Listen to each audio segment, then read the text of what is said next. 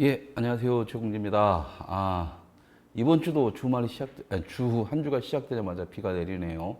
예, 장마철이니까 뭐, 당연한 거니까 여름에는 날도 시원하고 좋지 않습니까? 어차피 비 그치고 나면 엄청 더워질 텐데, 이 시원함을 잠깐 즐기시기 바라고요. 어, 가능한 한 월요일 방송 이판사판 라이브긴 하지만, 좋은 소식을 그래도 하나라도 전해드리려고 하고 있습니다.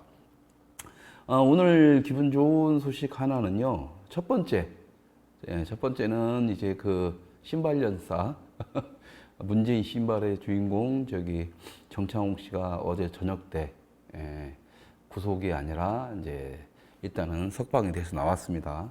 이제 기소 여부는 아직 어떻게 될지 모르겠지만 이게 아주 지긋지긋한 법정 싸움이 남아 있긴 하지만 어쨌든 구속이 안 됐다는 것만 해도 다행인 거고요. 그 자체가 바로 우리 우파 진영, 자유 진영 분들이 관심을 기울여주고 함께 싸워준 그런 덕분입니다. 예. 왜 그러냐면 누구도 동의하지 않고 누구도 관심 없는 거라면 저렇게 언론이라든가 뭐 저렇게 해서 띄워주지 않았을 거고 구속이 됐을 때 당연히 언론에서 계속적으로 이 문제를 대고 자유진영에서도 계속 이 문제를 거론하면서 현 정부가 이제 레임덕으로 빠지냐 좀 더 버티느냐의 문제점에서 굳이 무리수를 둘 필요가 없죠.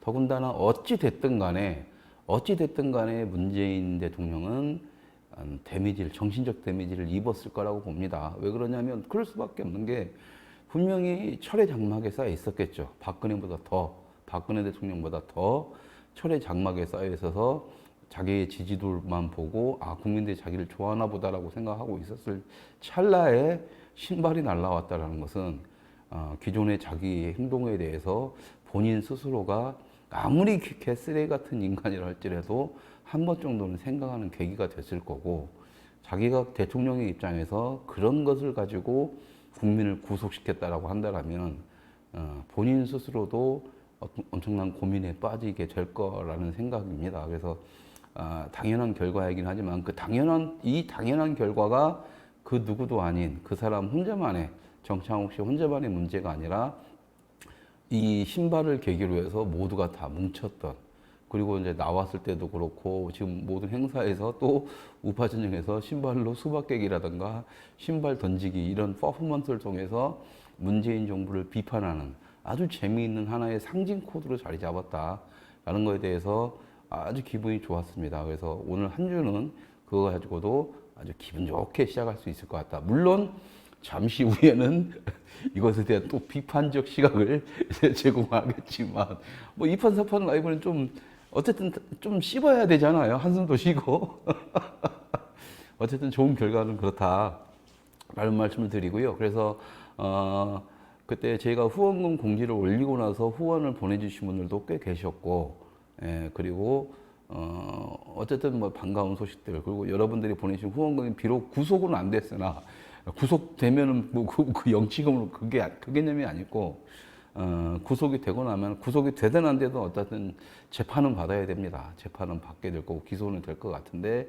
어쨌든 뭐 그런 상태에서 재판 비용, 변호사 비용이라든가 이런 것들이 상당히 세기 때문에 아무리 김기수 변호사님이 뭐 좀 많이 도움을 주시고 뭐 때로는 무료도 해주시고 계시지만 우리가 싸우는 것들은 그렇게 현장에서 싸우는 사람들은 무료든 뭐든 그렇게 자신이 손해를 보면서도 해야 될 것에 싸우지만 어쨌든 우리 국민들 자유우파 진영의 사람들이라면 그렇게라도 우리가 같이 십시일반 도움을 주면서 함께하고 있다는 걸 보여주는 것만으로도 그분들한테 큰 힘이 되기 때문에 어제도 잠깐 얘기를 나눴었어요. 사람들 만나서 얘기를 나눴었는데 그 후원금에 대해서 이런저런 얘기를 나누면서 그걸 그렇게 나쁘게 생각하지 말라는 식으로 제가 얘기를 했습니다.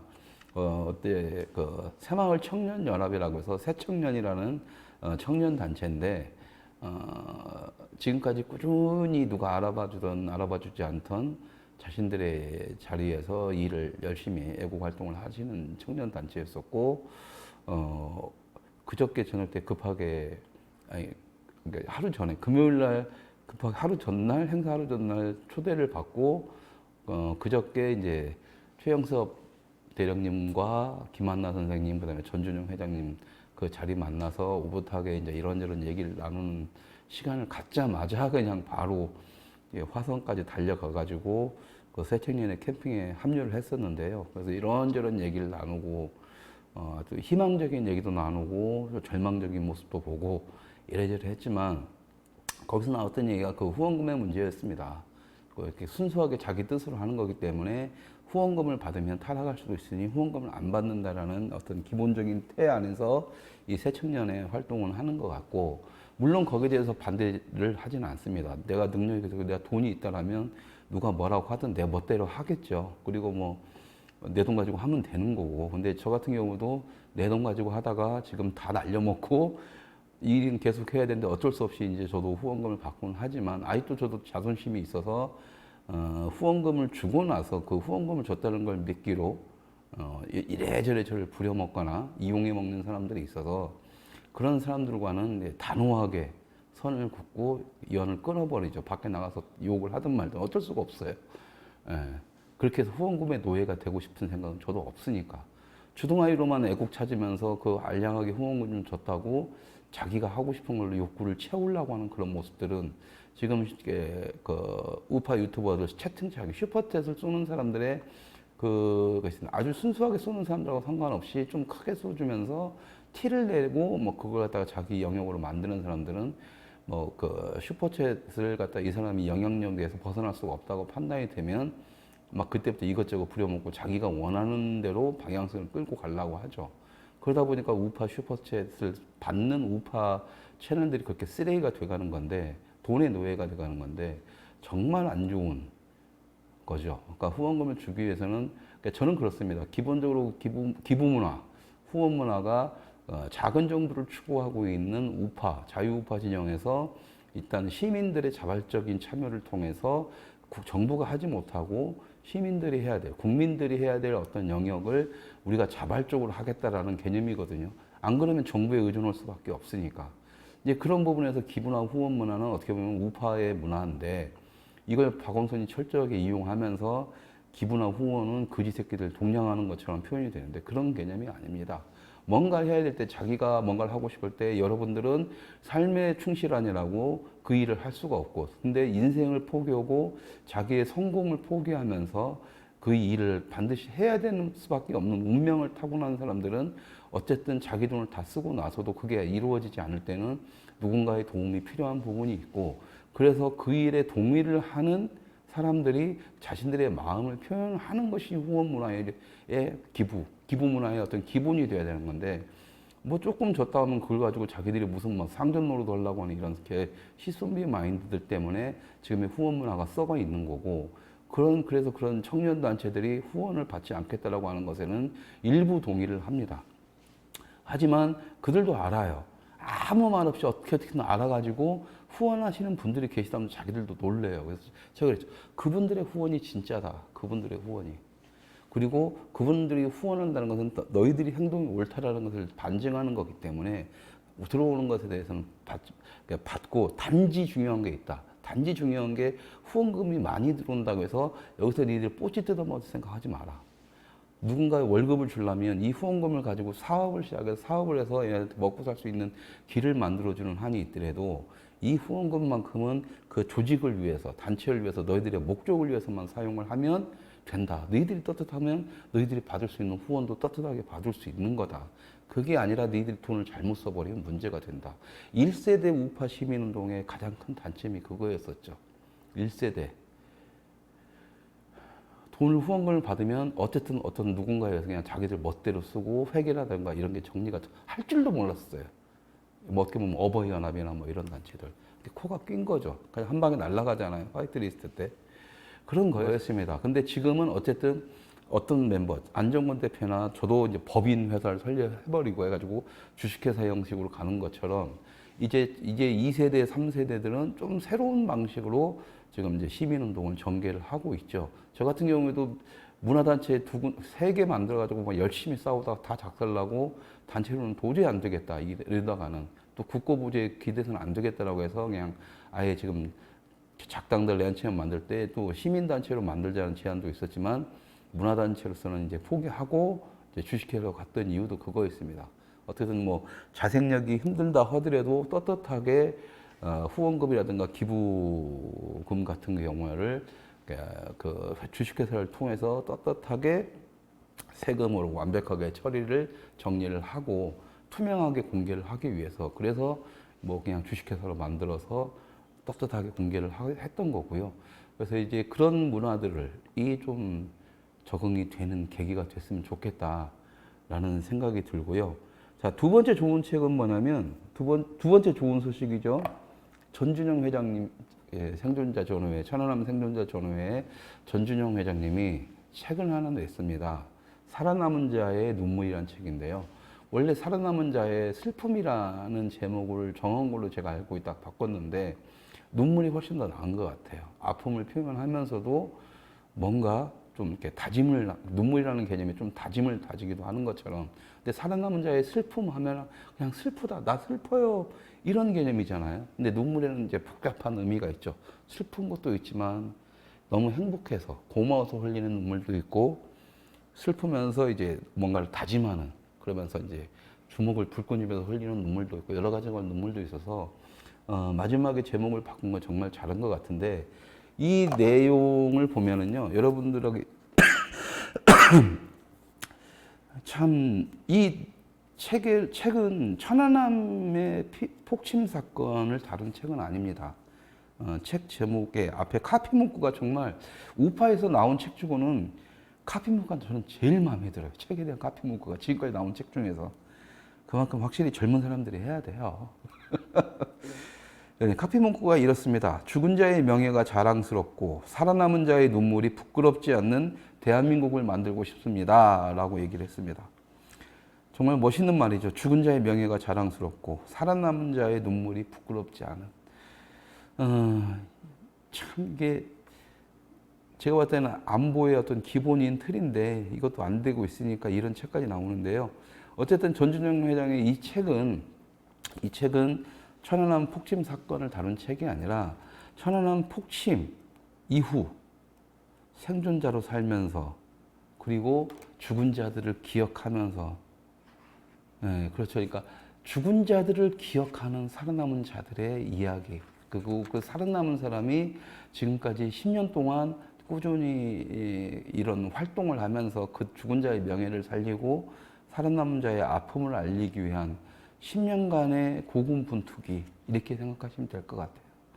그래서 이제 우리가 안보라는 것이 막연하게 대한민국을 지키고 북한을 빨갱이 새끼들 주적으로만 놓고 그렇게 해가지고 초놈들만 아니면 돼 하는 게 안보가 아니라 바로 이런 것들이 우리가 국민들이 기본적으로 가져야 될 안보의 기본 가치라는 거.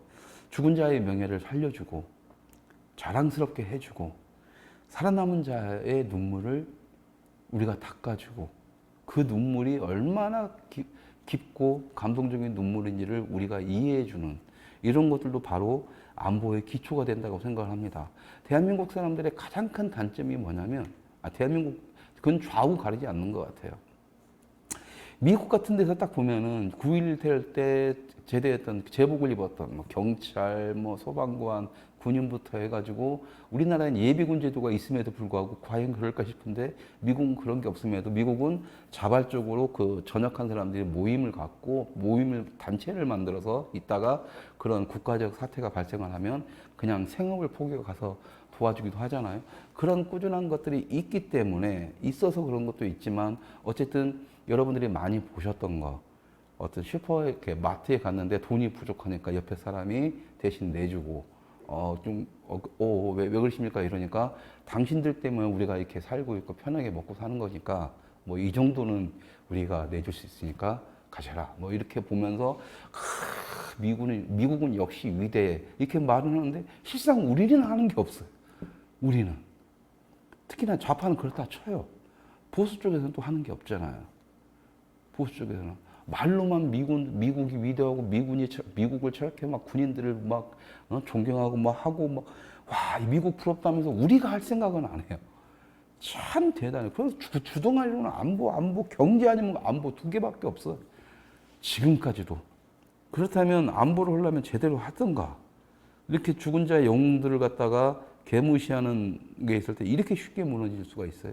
연평해전 20년 동안 싸우면서 그 어린 그 연약한 여자, 그 김한나 선생 여자의 몸으로 20년 동안 싸울 때 지금도 외롭다고 그때도 계속 외로워했습니다. 그 방치한 사람들이 누구예요? 말로는 막 연평해전 따면서 막 김대중 개새끼 막 이러고 막 외치던 사람들이 지금 뭐 하고 있어요? 실제로 자기들은 아무것도 안 주둥이만 나불거렸다는 거죠. 그 당시에 김한나 선생은 여자의 몸으로 혼자서 그렇게 죽으라고 싸우고 여자로서의 삶을 포기하고 얼른 재혼해가지고 다시 애 낳고 평범하게 살 수 있음에도 불구하고 얼마 살지도 않았던 남편의 명예를 지켜주겠다고 죽은 자의 명예를 자랑스럽게 해주겠다고 그렇게 20년 자기 인생을 바쳤죠. 그리고 외로워했고 그런데 이 전주정 회장의 책을 딱 보면은 그 외로운 과정들이 다 드러납니다. 여기서도 김한나 선생이 영웅은 없다 해서도 그 외로운 감정이 드러나지만 여기서도 드러나는데 약간 다른 점이 있어요. 여기서는 전주정 회장은 이 책을 살아남은 자의 슬픔이라고 했지만 굉장히 가능한 한 무덤덤하게 쓰려고 굉장히 노력을 했습니다. 그래서 어떤 감정을 살리는 그 책보다는 감정을 살리기도 아주 초반에는 책보다는 덤덤하게 내가 이렇게 지금까지 살아왔고 걸어왔습니다라는 식으로 갖다가 좀 덤덤하게 가능한 한 자기 감정을 절제하고 썼습니다. 그래서 오히려 초반에 중반까지는 더 슬퍼요. 되게 슬퍼요. 그래서 참 미안해져요. 되게 미안해져요. 이걸 같이 하지 못했다는 게. 그래서 제가 이제 전주정 회장님을 만났을 때도 그랬잖아요. 좌파는 우리를 철저히 외면했고 보수는 우리를 철저히 이용만 했다라는 그 말을 듣고 올해 초에 천안함 안보견항을 했던 거고 지금 이것도 시간 날 때마다 지금 천안함 이것도 여기다 놓고 막 여러분들한테 홍보를 하는 것처럼 제가 할 수 있는 것에서 뭔가를 해드리려고 하고 있고 저번 주에 만났을 때도 3명의 영웅들이죠. 최영섭 함장님 백두산함에 그다음에 김한나 선생 연평해전에 저는 또 다른 영웅이라고 봅니다. 그 연평해전 전사자들의 죽은 자들의 명예를 지켜준 사람이니까 또 다른 영웅이죠. 그다음에 전준영 회장 이 친구도 영웅이죠. 왜냐하면 죽은 자들의 명예를 지켜주고 살아남은 자의 슬픔까지 눈물까지도 어떻게든 닦기 위해서 노력을 하고 있는 그런 저는 또 다른 영웅이라고 봅니다. 살아있는 영웅. 우리는 너무 죽어있는 영웅에만 함몰돼 있었던 거에 반해서 살아있는 영웅을 만나는 기분은 좋죠. 그래서 세 분을 같이 만난다는 것은 저한테는 본인들은 뭐 어떨지 모르겠지만 저한테는 큰 영광이었었고 그 2시간이 좀 막 만나는 게 2시간이었지만 너무 좀 아쉬웠던 시간인데요. 우리 시청자분들한테 반가운 소식 커뮤니티에도 올라왔지만 이 전주정 회장이 쭉 쓰면서 중반부에 이제 이런저런 안보견학을 시작했다 이런 글들을 쓰면서 거기에 저희들이 이렇게 사진이 잘 안 보이는데 빛 때문에 우리 천안함 안보견학 올 1월달에 갔었잖아요. 올 초에 처음으로 우리가 안보견학을 하자 이러면서 그때 단체 사진하고 그 밑에 식당 가서 밥 먹으면서 찍었던 몇몇 사람들과의 찍었던 사진인데 다 여자분들하고만 찍은 것만 올리고 남자분들하고 올린 건 안 올렸어요. 어쨌든 전준영 회장님이 농담삼으로 여자분들을 좋아하시는 것 같아요. 남자분들은 뭐 비주얼이 안 나왔는지 어땠는지 어쨌든 그렇습니다. 그리고 또 정말 좋은 게 뒤에 이제 또 한 장의 사진이 더 있어요. 헌화하는 거 우리 행사 때. 그래서 총 3장의 사진을 올려주셨는데 굉장히 고마웠습니다. 왜 그러냐면 이런 자료들을 여기에 보면 이 책의 좋은 점이 뭐냐면 그 사진들이 좀 많이 있어요. 사진들이 좀 많이 있고 영화 속 장면들도 있고 그러는데 저희들 사진이 3장이나 할애가 됐습니다. 3장이나. 그래서 너무 고맙더라고요. 제 입장에서는 고마웠던 이유가 저 같은 경우는 그렇습니다. 그러니까 역사학자들이 남기는 것은 학자들이 기록을 하는 것은 역사가 되지만 우리가 남기는 건 흔적이 되고 신화가 된다라고 저는 얘기를 하거든요. 우리가 역사를 정확히 알 수가 없고 역사가 이제 오래된 시간 동안 하려면 우리가 학자로서 연구하고 뭐하고 하지 않으면 우리가 만들어내는 것들을 역사라고 하기는 좀 힘들죠. 단지 우리가 남기는 것은 우리가 반드시 기억해야 될 것, 후손들한테 남겨줘야 될 것들을 기록하거나 만드는 거고, 그걸 저는 흔적이라고 보고, 그런 것들은 뭐냐면 대부분 구전이라든가 어떤 뭐 다른 쪽에 어떤 외전 형식으로 진행이 되면서 결과적으로는 신화가 된다는 게 제 개인적인 생각이었습니다. 말 그대로 이런 거죠. 우리가 할머니들한테 아주 어렸을 적 할머니들한테 들었던 옛날 얘기들, 전설의 고향, 이걸 역사라고 할 수는 없죠. 단지 하지만 그걸 통해서 우리가 당시에 우리의 조상들이 어떻게 살았는지, 그리고 그때 어떤 마인드를 가지고 있었고 어떤 일들이 있었는지는 팩트하고는 상관없고, 하지만 우리는 그것을 다 우리 체내에 기억을 하고 기록을 하고 있습니다. 그리고 그것은 현실에서 이제 이렇게 딱 표현이 되는 거죠. 하다못해 예를 들어서 뭐 춘향전 같은 경우도 실질적인, 신청전 같은 경우도 실질적인 기반을 모티브로 한 것들은 이미 자료를 뒤져보면 다 나옵니다.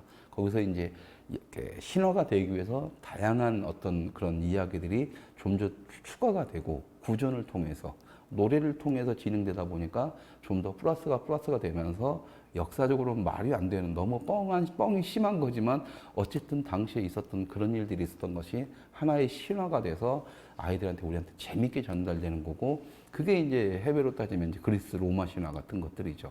그 사람들이 나중에 죽어가지고 별이 됐다 말이 돼요? 안 되죠. 하지만 우리는 밤하늘의 별을 보면서 그 그리스의 영웅들을 기억을 하는 거고, 로마의 영웅들을 기억하는 것처럼 우리는, 일반인들은 그런 신화를 만드는 작업을 해야 되는 거고, 어쨌든 그것을 우리는 역사의 흔적을 남기는 작업이다라고 봤을 때, 이런 책들은 저는 그런 역사의 흔적을 남기는, 역사의 신화를 만드는 굉장히 좋은, 그리고 이게 사실이고요.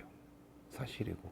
그런데 여기서 이제 두 번째 작업, 우리가 작업이 들어가야 될 때 정말 고마운 거죠. 여기서 우리의 기록들이, 우리의 흔적들이 좀 남아있는 거잖아요. 작스투비 시청자분들입니다. 우리가 여기다 공지를 냈기 때문에 작스투비 시청자분들이 오신 거고, 작스투비 시청자 얼굴들이 나온 거고, 뒷장을 보면 작스투비 시청자가 헌화를 하고 있는데 뒤에 유진이 PD가, 지니 PD가 영상 찍고 있는 게 조그맣게 보여요. 지니 PD 화이팅! 그러니까 이렇게 지니 PD도 이제 역사의 한 축에 흔적을 남기게 되는 겁니다. 이렇게 우리는. 그래서 너무 고마웠고 너무 감사했고 그랬어요. 그래서 우리 시청자분들, 작스투브 시청자분들은 이제 한 역사의 흔적으로 남으신 분들이 된 겁니다. 그러니까 요 책들을 쫙 구입을 해주신 다음에 주변에도 많이 뿌려주시고, 그 다음에 여러분들 자녀분들한테, 손주분들한테 쫙 전달을 읽게 해주신 다음에, 그다음부터 책을 읽고 나서 이제 요 사진 같은 거 딱 보이면서 이게 난데 말이지, 뭐 할아버지 때가 예전에 할아버지가 이때 이 역사의 흔적에 할아버지가 있었잖냐, 뭐 이렇게 우리 할머니가 있었잖냐, 뭐 우리 진이피도 나중에 이제 결혼해가지고 애 낳으면 엄마가 한때는 이런 것도 했었단다, 뭐 이러면서 좋은 세상 오면은요, 예, 그렇게 바로 흔적이 되고 신화가 되는 겁니다. 그러면 아이들 입장에서, 밑에 이제 손주들 입장에서, 아, 우리 할아버지가 예전에 천안함 뭔가, 와, 거기 다녀왔었대 하면서 신화가 되는 거죠, 신화가. 예, 그래서 저는 이 사진을 보면서 너무 고마웠고, 다른 것 내용보다 이 실렸다는 게 너무 고마웠어요. 우리를 역사의 흔적으로, 역사의 현장 속으로 신화가 될 수 있는 어떤 같은 존재로서 전준정 회장님이 우리한테 배려를 해줬다라는 느낌이 강하게 들고, 이것은 제가 아니라 시청자분들, 예, 여러분 시청자분들인 거고요.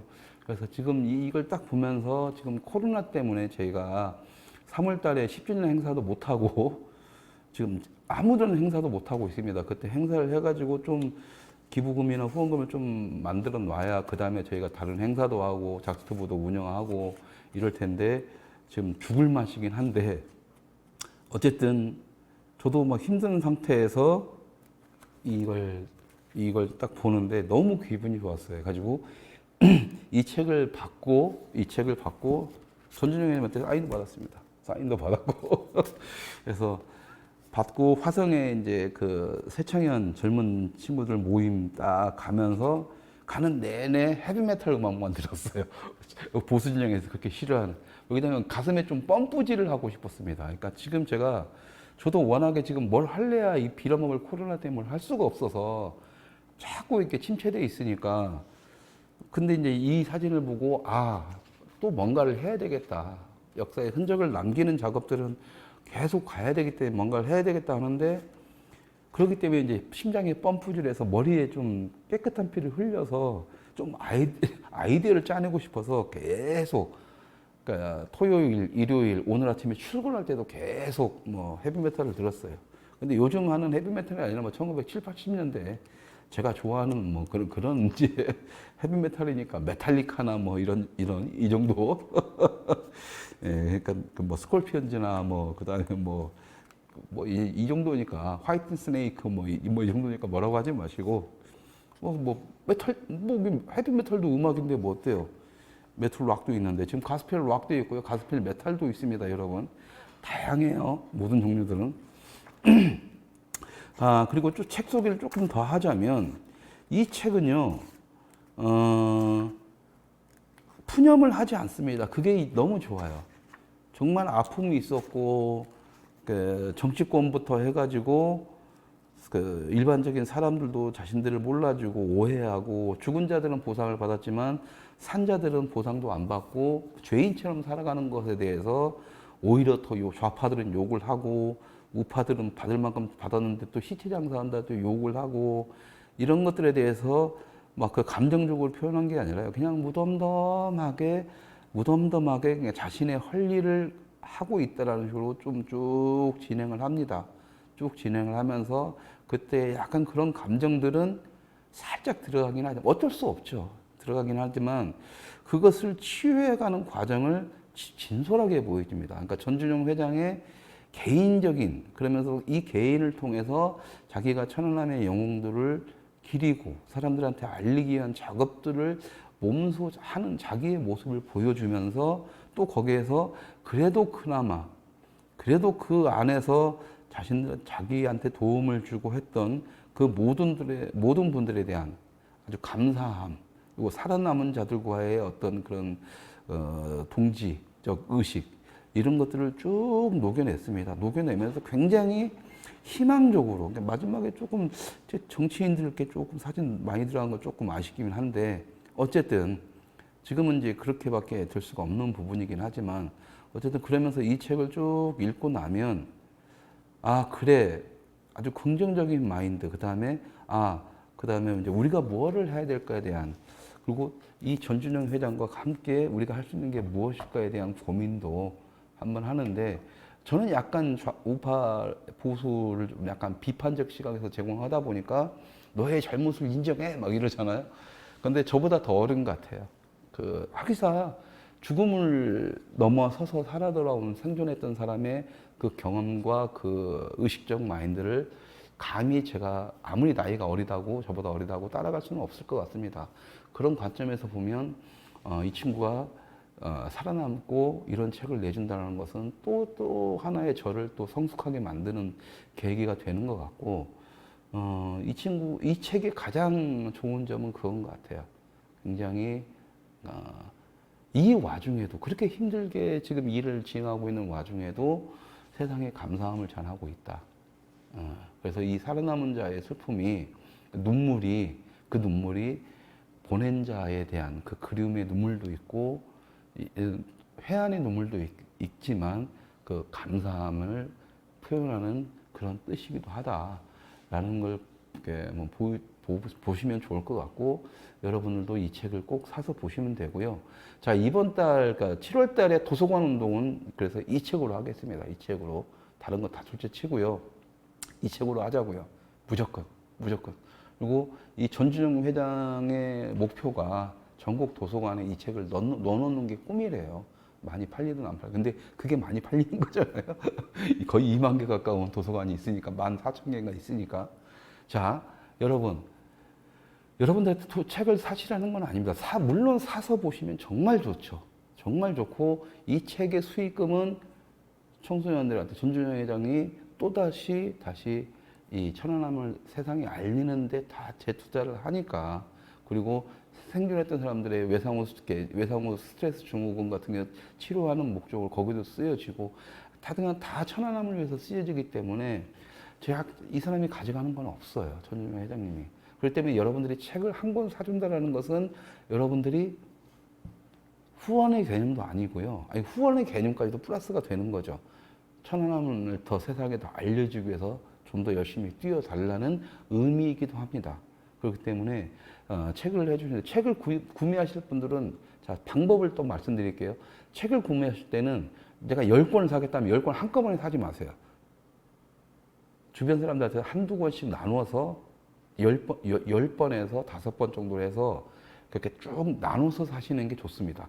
그래야 계속 팔린다라는 카운터가 들어가가지고 나중에 베스트셀러로 올라가기가 좀 더 용이해집니다. 10권 한 권에 사는 것보다는. 자, 첫 번째, 그거고, 책을 요즘에 막 읽어야 될 책도 많고, 이것까지 사기엔 좀 부담된다라고 하시는 분들은 늘 우리가 주장하는 거, 도서관 운동. 도서관, 자기 동네 도서관이나 국립도서관이나 뭐든 자기가 알고 있는 도서관에 홈페이지 들어가서 따다다다닥 해가지고 자기가 이제 보고 싶다는 책의 목록을 집어 넣으시면 법적으로 거기는 책을 사게 돼 있다. 그러니까 하고, 안 산다면 항의 좀 하시면 돼요. 내가 지금 신청한 지가 얼마나 됐는데 법적으로 당신 법을 왜 집행하지 않고 있느냐. 책 당장 사라 하면은 공무원 입장에서는 살 수밖에 없습니다. 그렇게 해서 전국 각지의 도서관에만 딱 한다라면 10,000권이 팔린다라면 얼마가 되겠습니까? 지금 보수 우파 진영의 책들은요, 1,000권 팔기도 힘들어요. 제 책 그 대통령의 선물, 박정희 대통령의 문화정책을 다룬다고 했지만 박정희 그게 존경한다 하는 사람도 없고요. 저희 작스튜브 시청자분들이나 제가 구두로서 막 홍보를 해가지고 겨우겨우 이제 한 1,000권 팔렸습니다. 솔직히 말씀드리면 이 책 나오고 나서 지금까지 한 200권밖에 안 팔렸대요. 예, 200권밖에 안 팔렸대요. 그리고 팁을 드리자면 2,000권은 팔려야 그 출판사가 그냥 본전치기를 한다고 합니다. 그러니까 1,000권을 팔린다는 건 뭐예요? 마이너스가 된다는 거고, 마이너스가 된다는 것은 이런 우파 책들이 그 시장에 가치가 없기 때문에 만들어지지 못하는 결과가 된다는 거죠. 근데 우리가 책을 한 권 사는 게 그렇게 어렵나요? 그건 아니거든요. 그리고 책을 안 사더라도 도서관에 가서 이렇게 도서관 홈페이지가 신청하든가, 바로 옆에 홈페이지나 뭐 이런 거 다루기 힘드신 분들은 가까운 도서관 가가지고 이게 적을 수가 있어요. 적어서 신청하면 되거든요. 그 단 몇십 분 투자하는 것이 이렇게 우파의 책들을 나오게 하는 원동력이 되는데도 불구하고, 왜 우파의 책들은 이게 안 될까라는 것에 대해서 우리가 그동안 너무 말만 하고 거대 담론만 하고 하면서 했지 뭐 하나 행동하는 게 없었다. 하다못해 이런 사소한 것까지. 저도 지금 도서관 운동을 작스튜브가 만들어지고 계속 하고 있지만, 저희가 소개했던 책이 도서관에 꽂혔다는, 막 신청했다 이런 소리 많이 듣지만, 이 출판사가 이걸 돈 좀 벌고 손해는 안 봤다 이런 소리는 지금 거의 들어보지 못했습니다. 그러니까 반일 종족주의 같은 책도 우파가 많이 산 게 아니라 좌파들이 많이 사보는 바람에 성공을 해버린 케이스가 된 거죠, 여러분. 그래서 좀 안타깝습니다. 그래서 도서관 운동 이 책으로 해서요, 최소한 10,000권은 아니더라도 그렇게 애국자 많다면서 수십만 명 모였다면서요. 그 중에 10,000명, 10,000권 하나 사기도 이렇게 10,000권 하나, 가지고 아니면 최소한 3,000권이든 해가지고 출판사가 계속 우파 책을 내놓을 수 있는 명분이라도 좀 줄 수 있는 수치 정도는 만들어 놔야 되지 않겠냐. 맨날 좌파들 욕하지만 좌파들은 차원 것은 수만 권씩 팔려나가니까 좌파 할 수밖에 없는 거 아니에요. 그죠? 좀 애타게 부르짖습니다. 진짜 애타게. 제발 우파 출판사들이 돈은 못 벌더라도 본전치기만이라도 할 수 있게 해주세요. 본전치기만이라도. 그래야 계속 꾸준히 우파 책들이 나오고, 그래야 언젠가 대박치는 작품이 반일 종족주의처럼 이런 게 나오면 자생력을 갖고 그 다음에 알아서 만들어내게 될 겁니다. 근데 지금 이 시스템으로는 좀 힘들죠. 그러니까 당연히 이런 책 하나 흥행 못 시키는데 영화? 이거 엄감는 힘이죠. 책 내는 데는 2,000만 원, 1,000만 원이면 책을 한 권을 만들 수가 있지만, 영화 한 편 만들려면 극장에 걸어서 수익 만들게 하려면 수십억이 해야 되는데 평균이 어? 책 하나 출간하는데 평균 1,000만 원 정도가 든다라면 영화는 평균 제작비가 65억인데 게임이 됩니까? 그러니까 이런 것들이 하나하나 쌓여야 영화화가 되는 거예요. 영화화가. 그냥 영화를 뭐 드립다 간다고 되는 게 아닙니다. 그래서 그때부터는 돈 놓고 돈 먹기 판이 되는 거죠. 그래서 이제 이런 부분들에 대해서 이제 여러분들이 좀 도서관 운동을 해달라. 그리고 왜 이런 것들이 중요하냐면 아까 말씀드린 것처럼 학자들은 이영훈 교수님이나 이런 분들 학자들은 연구하잖아요. 자료조사하고 막 이런 거지만 우리 일반 시민들이 언제 그 자료조사하고 그 사진에 팩트 따지고 이러고 있습니까? 하지만 우리가 믿는 것에 대해서 그리고 지금 당장 뭔가를 할 수 있는 것에 대해서 기록을 하고 흔적을 남기고 우리 후손들한테 전달하는 것은 지금 당장 할 수가 있는 거라는 거죠. 이 천안함 같은 경우에 살아남은 전주정 회장의 실질적인 이야기가 다 들어가 있단 말이에요. 이것은 100% 팩트란 말이에요. 숨길래야 숨길 수가 없는. 그렇다면 우리가 당장 해야 될 것은 뭐 이승만 대통령이나 뭐든 뭐 이런 것들 막 그 거대 담론 속에 싸워야 되는 것들은 학자들과의 싸움에서 정확한 걸 가지고 우리가 나중에 또 싸워가면 되는 거지만 지금 당장 해야 되는 것은 이런 전주정 회장의 천안함이라든가 연평해전에 지금 현존하는 이 역사적 사건들을 갖다가 학자들이 역사로 만드는 과정하고 상관없이 우리 일반 시민들과 우리 일반인들은 이런 것들을 갖다가 역사의 흔적으로 만들고 기록해서 우리 아이들한테 구전이든 영상이든 뭐든 전달하는 작업들을 지금 당장 해야 된다는 겁니다. 그러니까 당연하게 이런 걸 갖다 도서관 운동을 한다는 거 하나만으로도 굉장히 큰 흔적을 남기는 거죠. 각 도서관에 흔적을 남기는 거니까. 그런데 우리가 그걸 안 하는 순간 우리도 관심 안 갖는 것을 갖다 누구도 관심을 가지지는 않습니다. 우파 책들이 안 팔린다고 우리가 관심을 안 가지니까 안 받는 거예요. 왜? 우리도 안 갖는 걸 갖다가 좌파 쪽에 국민들한테 이걸 관심 가져라? 지는 관심 없으면서 어떤 미친놈이. 우리가 여기에 관심을 가지고 흔적을 남기는 작업들을 자꾸 해야 됩니다. 그래서 도서관에 남기고 하면 언젠가 사람들은 보게 돼 있고 그것이 흘러 들어가서 신화라든가 흔적으로 남게 되고 학자들은 다시 시간이 지나더라도 이 데이터 말고도 우리가 만들어 놓은 그 흔적들마저도 기록으로 남기면서 우리가 지금까지 만들었던 흔적들이 역사가 되기도 하고요. 우리의 후손들이 우리의 얘기를 전달하면서 우리의 이야기들은 신화가 됩니다. 그러니까 천안함이든 연평해전이든 백두산함, 대한해전이든 두 가지 갈래로 가야 되는 거예요. 역사와 신화 두 개로 가야 되는 거고 역사는 우리가 다룰 수 있는 부분이 아닙니다. 학자들이라든가 이런 사람들이 다뤄야 되는 부분이라면 신화는 우리가 만들어낼 수가 있는 거죠. 왜?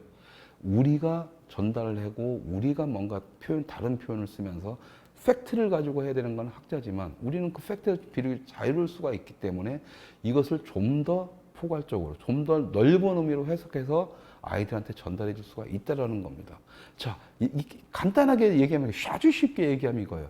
학자는 팩트 그대로 있는 그대로만 기술을 해야 되지만 우리는 그 당시에 죽음을 앞둔 병사들의 그때 심정과 살아남은 자들의 심정을 우리는 전달을 해주는 거죠. 감성적으로. 무슨 말씀인지 아시겠죠? 그것이 뭉치고 커지고 사람들이 반응이 생기면 신화가 되는 겁니다. 연평해전 영화에서 여러분들 보시면 죽어가면서 총 계속 쏘잖아요. 연평해전 그 장면, 실제로는 그게 없습니다.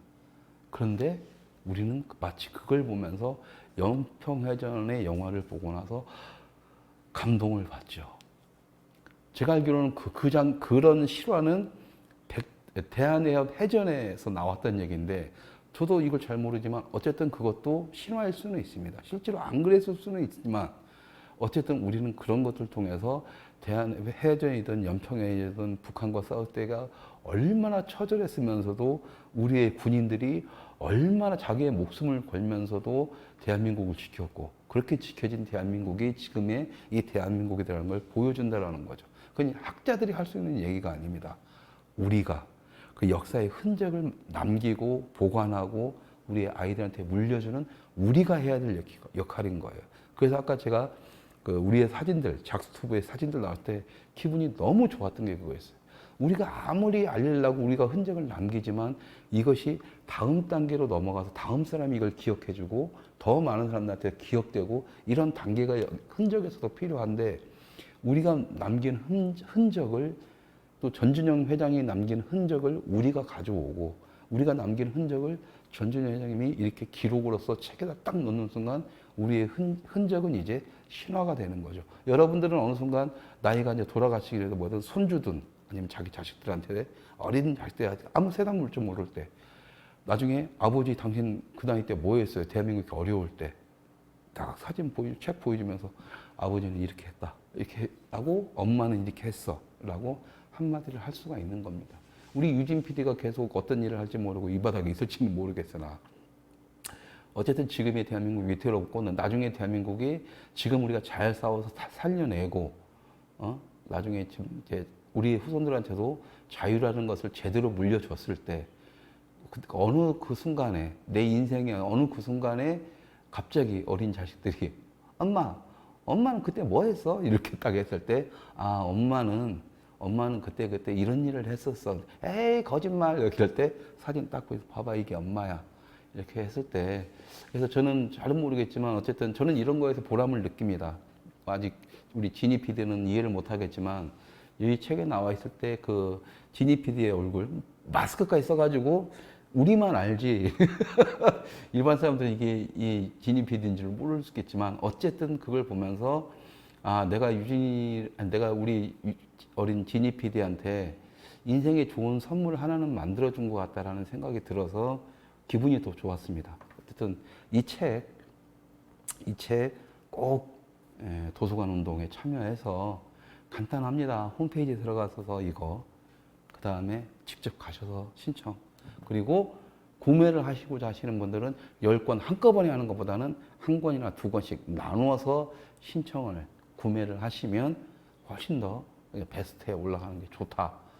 라는 거고 그것마저 힘들다 하면 교보문고 잠깐 가시면 되잖아요. 어차피 광화문 일주일에 한 번씩 나가시는 거 나가시기 좀 10분 먼저 가시는 길에 가서 잠깐 교보 가서 이 책 사오고 책이 없어? 신청을 하시면 되고 그렇게 해서 자꾸 해야 출판사도 그렇고 그런 문고 서점도 그렇고 이 책이 팔리네 하면서 장사가 되네 하면서 갖다 놓게 된단 말이에요. 아무리 좌파가 욕을 하더라도 얘네들 할 말이 있어요. 잘 팔리는데 어떻게 해? 뭐라고 하겠어요? 잘 팔리는데 어떻게 해? 지들도 책세를 못하는 거죠. 그렇게 해서 싸워가는 건데 어쨌든 저는 이 책을 보면서 너무 좋았고 걱정했던 거하고 별 다른 그러니까 살아남은 자의 눈물해서 또 괜히 천안함 얘기하면서 또 오해 소지가 있거나 아니면 너무 감정적으로 치우치면 안 되는데 라는 걱정을 했었는데 제가 생각했던 것보다는 훨씬 더 절제되면서도 좌우 그런 문제가 아니라 대한민국이라는 가치에 대해서 생각하게 만드는 그런 식으로 이렇게 쭉 진행을 했습니다. 이 책이. 그래서 역사 학자들이 쓴 그런 아주 팩트적인 책보다 책을 제외하고는 가장 제가 봤을 때는 마음에 드는 책이라고 감히 좀 소개를 드리고 싶습니다. 꼭 이 책 구입을 해주시기 바랍니다. 자, 원래 오늘은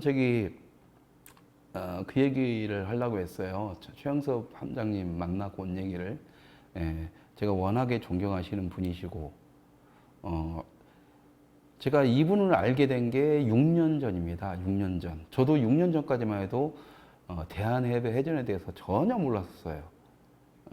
알 수도 없었죠. 저도 뭐 역사, 제가 말씀드렸잖아요. 저도 영화를 만들어 놓기 때문에 역사를 배우기는 하지만 제가 필요에 의해서 그 부분만을 공부하는 사람이지 전반적으로 알 수 없고 그냥 일반적인 사람도 알 수가 없는 거죠. 자기 삶에 충실하다 보면.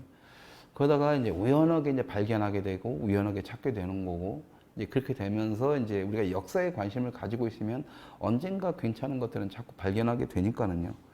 그래서 이따가 6년 전에 배진영 월간조선 차장님의 저희가 이제 이론TV라고 해서 지금 이 전신입니다. 지금 작스TV의 전신이었던 이론TV, 우파 최초로 생중계 방송을 했던 온라인 방송 채널이었는데, 쫄딱 망했어요. 어쨌든 그 안에서 이제 저희가 이제 미라클 코리아라고 해서 이제 대한민국의 위대함을 알리는, 기적을 알리는 이거 강연회를 만들었었는데 10회짜리 강연을 그거하고 시장 경제를 알리는 또 10회짜리 강연하고 그렇게 했었는데 거기에서 배진영 차장님을 모셔서 6.25 관련된 얘기를 듣는데 그때 이 백두산암, 대한해협 해전에 대한 얘기를 강의를 들어서 알게 됐고 너무 감동을 받아가지고 자료들을 막 조사하기 시작했죠.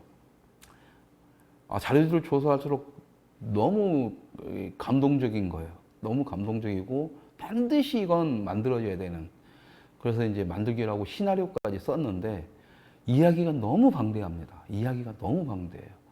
그러니까 여러분들이 백두산암은 아실 거예요. 대한해협 해전까지는 들어보신 분들이 계실 수도 있어요. 근데 뭐냐면 그것이 그렇게 되기 전까지 대한민국의 어떤 과정들이라든가 대한민국 국민들의 어떤 위대함들이 이게 만드는 과정 전에 이미 다 이렇게 딱 펼쳐지거든요. 이것을 연결하다 보니까 어디까지 가냐면요. 여러분들 충무함 사건이라고 아실지 모르겠는데 거기까지 연결이 됩니다. 충무함 사건에서 연결이 되면 그것이 여수 순천 반란 사건까지 연결이 되고 그게 해병대 탄생의 원인이 된 것까지 다 연결이 돼요.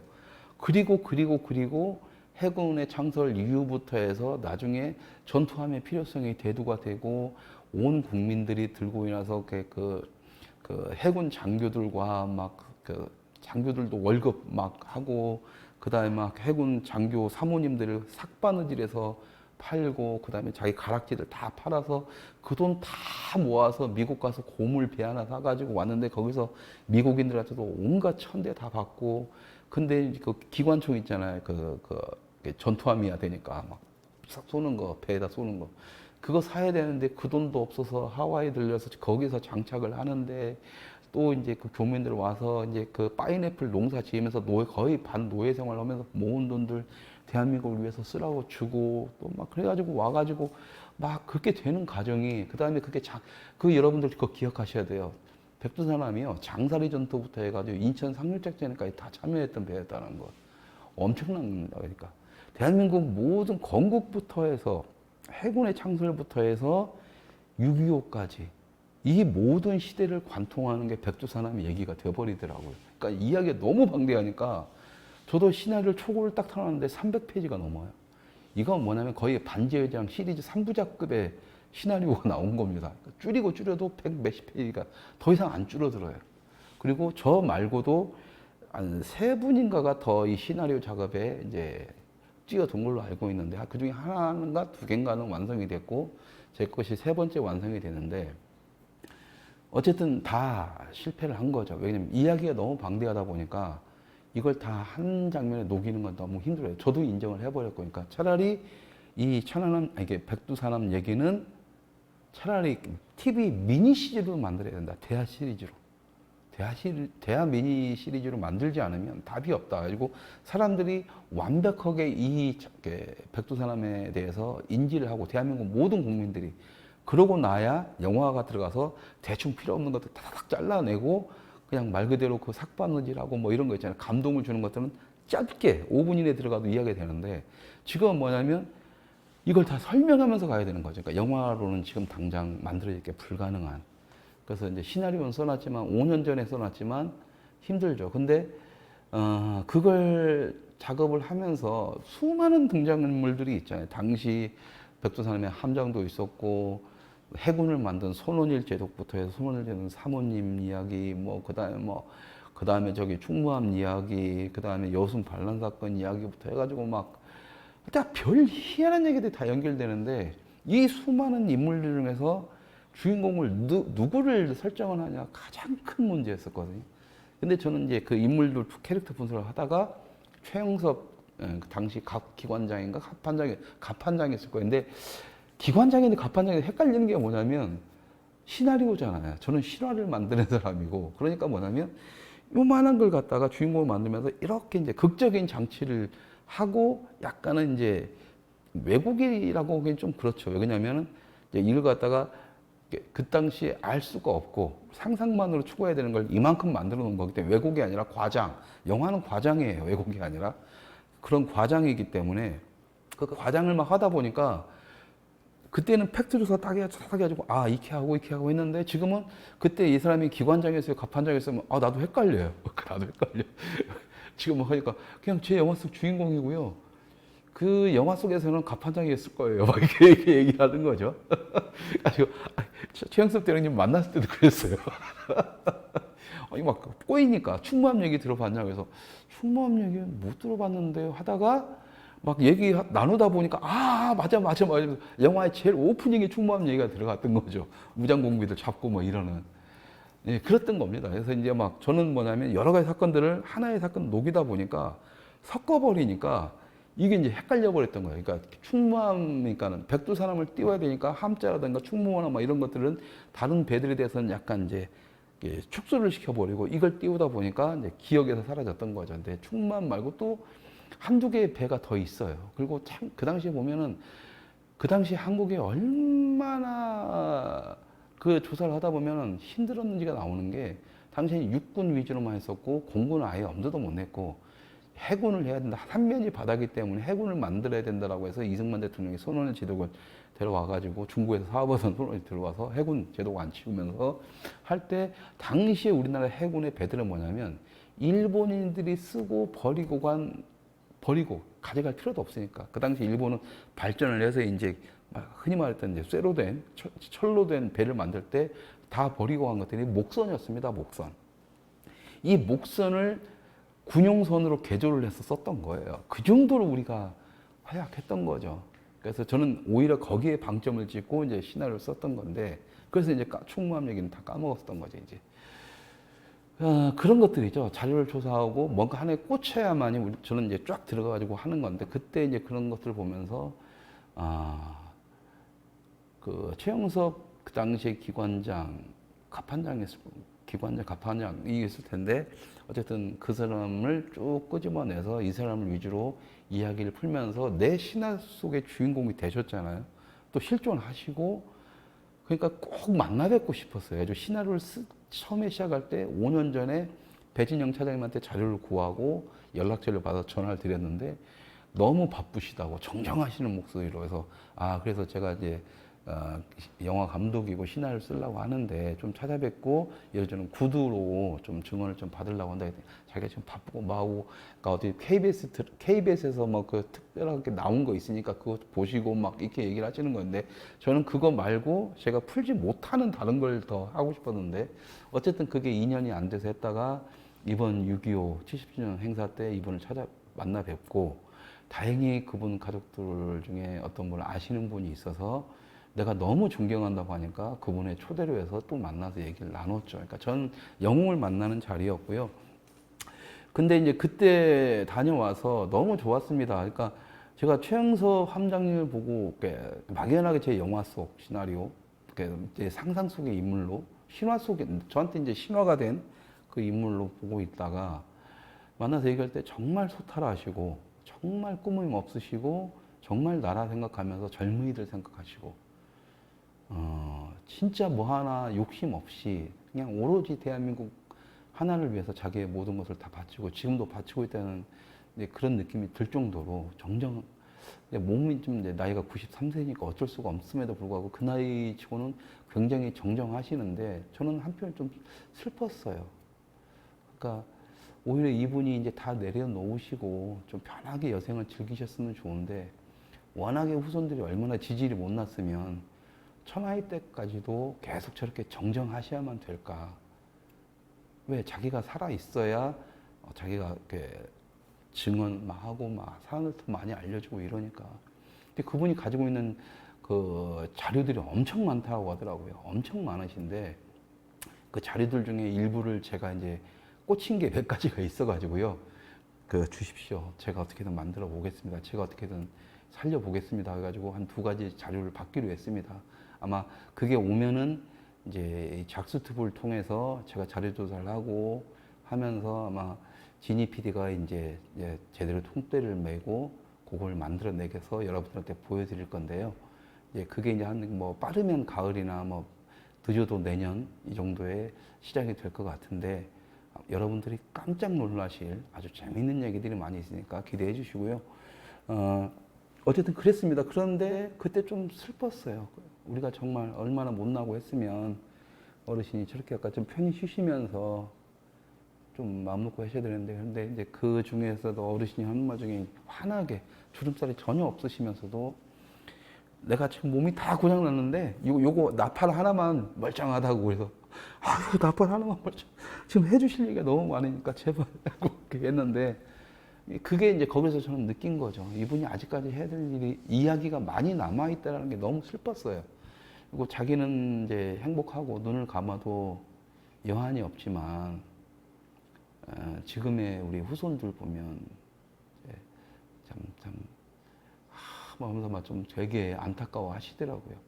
자기들 세대에는 그래도 희망이 있었는데 지금 청년들한테는 희망이 없다. 그게 참 막 답답하다 이런 식으로 하면서 그러시는 말씀 그러면서 이제 그 젊은이들을 생각하고 이들이 대한민국을 이끌어가야 되는 이들에 대해서 되게 아직까지도 고민을 하시는데요.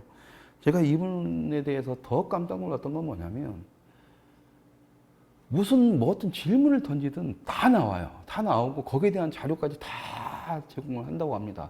하다못해 전준영 회장이 천안함 생존자 전후에서 전준영 회장이 처음으로 이 최영섭 함장님을 찾아뵙고 인사를 드릴 때, 내가 자료 조사를 해야 하는데 그 당사자가 자기를 이렇게 찾아올 줄 몰랐다면서 굉장히 영광이라고 하셨대요, 오히려. 그러면서 천안함에 관련된 자료들을 쫙 정리해가지고 전준영 회장 딱 주더랍니다. 그러니까 지금 아직까지도 그 일을 하시는 거예요, 지금 이 어르신이. 근데 제가 왜 이분을 빨리 뵙고 싶었냐면 백선엽 장님 돌아가시고 나서 더 그랬습니다. 더 빨리 뵈야 될 것 같아요. 왜냐면 지금 대한민국 6.25의 이야기를 구전으로 생생하게 들려드릴 수 있는 사람들, 생생하게 어떤 상황이 정확히 알고 있고 그런 사람들이 지금 백선엽 장군님하고 이 최영섭 함장님하고 두 분 있어요. 최영섭 함장 93세신데 나머지 분들 제가 6.25 행사 때문에 다 찾아봤지만 워낙에 연로하시고 이제 죽음을 이제 대비하시다 돌아가실 걸 대비하시다 보니까 뭐라고 해야 되냐 해탈했다 하실 수도 있고 뭐 그냥 이제는 어쨌든 이분들의 얘기 자체도 그렇게 신뢰감이 가질 수가 없는 먼 기억이 되어버렸던 거죠. 그러니까 최영섭 함장님을 딱 만났고 너무 막 놀라우면서도 고맙고 죄송하고 좋았던 게 뭐냐면 기분이 막 무슨 질문할 때마다 막 진짜 우리가 몰랐던 뒷얘기도 막 쫙 나오는데 대구 803 공비가 나중에 보시게 될 거예요. 나중에 우리나라 군인이 돼가지고 대한민국을 위해서 딱 하다가 40대 중반에 비명행사하고 막 이런 막 기가 막힌 얘기들이 막 나와요. 그리고 막 백선엽 장군님하고 둘이서 막 한 사람은 대장이고 한 사람은 대령 출신밖에 안 되는데 계급으로 따지면 한참 위인데도 이제 나이가 있으니까 막 서로가 이제 동지가 돼서 서로를 전우라고 불리면서 했던 그런 얘기들. 저희들은 그런 얘기가 좋거든요. 왜? 이것들이 뭉쳐서 신화가 되는 거니까. 그래서 이제 그런 것들을 이제 딱 보고 좋아했는데 그런 자료들까지 다 제공을 해주면서 말씀을 하시니까 뭐 얘기 끝이죠, 뭐. 그러니까 이분이가 지금 김한나 선생님하고 저하고 이제 우리 작스토웨랑 조인을 해서 지금 최영섭 장군님의 어떤 영상 기록물, 사진 기록물들을 계속 만드는 작업을 하기로 했습니다. 그 자리에서 바로 해야 될 것 같고 그걸 하고 싶어 했어요. 백선엽 장님 돌아가시고 나서.